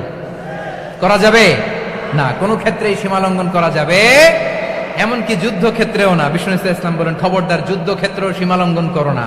কি সুন্দর ইসলাম আমরা পেয়েছি। বিশ্বনবী বলেন, খবরদার যুদ্ধের ময়দানে কোনো নারীর গায়ে হাত তোলো না, কোন শিশুর গায়ে হাত তোলো না, কোন গবাদি পশু হত্যা করো না, কোন শস্য ক্ষেত্র ধ্বংস করো না, ইবাদতরত অন্য ধর্মের কোন সন্ন্যাসীর গায়ে হাত তোলো না। বলেন সুবহানাল্লাহ। তাহলে আমরা সীমালঙ্ঘন করতে পারবো?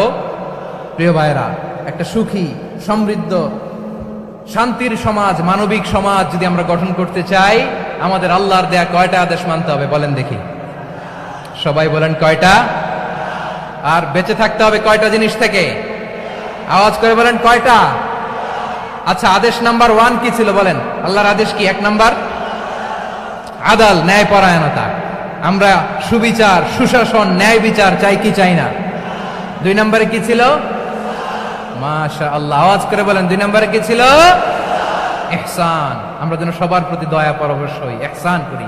3 নম্বরে কি ছিল? নিকটাত্মীয়দের দান করা, তাদের অধিকার প্রাপ্য বুঝিয়ে দেওয়া। পাশাপাশি 3টা জিনিস থেকে আল্লাহ বারণ করেছেন, নিষেধ করেছেন। তার প্রথমটা ফাহশা, অশ্লীলতা। অশ্লীলতার সাথে আমাদের কোনো সম্পর্ক। আজকের এই ঐতিহাসিক চট্টগ্রামের প্যারেড ময়দান থেকে আমরা যত ধরনের মা বাহারা মিনহা মা বাতান, প্রকাশ্য অপ্রকাশ্য, দৃশ্যমান অদৃশ্যমান, সব অশ্লীলতা থেকে নিজেদেরকে মুক্ত ঘোষণা করলাম। অশ্লীলতাকে আমরা না বলে দিলাম। আওয়াজ করে সবাই বলুন নো। অশ্লীলতার সাথে আমাদের কোনো সম্পর্ক। 2 নম্বর নিষেধাজ্ঞা কি ছিল? আল মুনকার, সমাজের যত মন্দ কাজ এগুলোকে আমরা প্রতিরোধ করব। রাজি আছেন তো সবাই? 3 নম্বরে আল বাগী, সীমালঙ্ঘন। কোন মুসলিম সীমালঙ্ঘন করে না, এমনকি যুদ্ধ ক্ষেত্রেও না। আওয়াজ করে বলেন ঠিক কিনা? রব্বুল আলামিন শেষে বললেন, ইয়াইদুকুম লাআল্লাকুম তাযাক্কারুন, আল্লাহ তোমাদেরকে উপদেশ দেন যাতে তোমরা শিক্ষা গ্রহণ করো। আমরা উপদেশ দিব, আমরা জোর করে কাউরে কিছু মানাতে চাই না। লা ইকরাহা ফিদ্দিন ওয়াযাক্কির ফাইন্না যিকরা তানফাউল মুমিনিন। উপদেশ দিলে এটা মুমিনদের কাজে দেয়। লাস্তা আলাইহিম বিমুসাইতির ইন্নামা আনতা মুযাক্কির। নবী হে, আপনি রিমাইন্ডার দাতা, আপনি উপদেশ দিবেন। আমরাও বিশ্বনবীর এই হাদিসগুলো থেকে, কোরআনের আয়াত থেকে রিমাইন্ডার, এই কথামালা, বাণী বাহক হিসেবে এই বাণীগুলো আপনাদের সাথে কাছে পৌঁছে দিলাম। আমরা আল্লাহ তাআলার কাছে প্রার্থনা করি, আল্লাহ আমরা যেন আদল দিয়ে আমাদের সমাজকে গঠন করতে পারি। আল্লাহ আমরা যেন ইহসান করতে পারি, আমরা যেন নিকটাত্মীয়দের দান করতে পারি। আল্লাহ যত ধরনের অশ্লীলতা, অনাচার, মন্দ কাজ, সীমালঙ্ঘন, অবাধ্যতা থেকে যেন আমরা বেঁচে থাকতে পারি। আল্লাহ তাআলা আমাদের সবাইকে কথাগুলো বোঝার ও আমল করার তৌফিক দান করুক। হাযা মা ইনদি ওয়াল ইলমু ইনদাল্লাহ আলাইহি তাওয়াক্কালতু ওয়া ইলাইহি উনীব। প্রিয় ভাইরা, আমি আপনাদের সবার জন্য দোয়া করি, আপনারাও আমার জন্য দোয়া রাখবেন। আমাদের পাশেই আছেন আমাদের সকলের শ্রদ্ধাভাজন, আমাদের মুরব্বী আওলাদে রাসূল আনোয়ার হোসেন তাহের জাবির আল মাদানী হাফিজাহুল্লাহ ওয়া রাআ। সবাই বসুন। উঠবেন না, কেউ উঠবেন না। উঠলেন কেন? উঠলেন কেন? প্যারেড ময়দানের প্রোগ্রাম তো এরকম হইতে পারবে না। বসুন, এটা আল্লামা সাঈদীর স্মৃতি বিজড়িত মাহফিল। বসুন, বসুন, এই মাহফিলের আদব আছে। বসুন, বসুন, সুশৃঙ্খল ভাবে আমরা আখির মোনাজাতে অংশগ্রহণ করব। আওলাদ রাসূল আমাদের পাশে আছেন, হুজুর আমাদের সবাইকে নিয়ে প্রাণ ভরে দোয়া করবেন। আপনাদের সবার কাছে আমি দোয়া চাই, আপনাদের সবার জন্য দোয়া করি। আল্লাহ তাআলা আপনাদের সবাইকে ভালো রাখুন, সুস্থ রাখুন, নিরাপদে রাখুন। সুবহানাকাল্লাহুম্মা ওয়া বিহামদিকা আশহাদু আল্লা ইলাহা ইল্লা আনতা আস্তাগফিরুকা ওয়া আতুবু ইলাইক। আবারও হয়তো দেখা হয়ে যাবে অন্য কোনো তাফসীরুল কোরআনের ময়দানে। আসসালামু আলাইকুম ওয়া রাহমাতুল্লাহি তাআলা ওয়া বারাকাতুহু।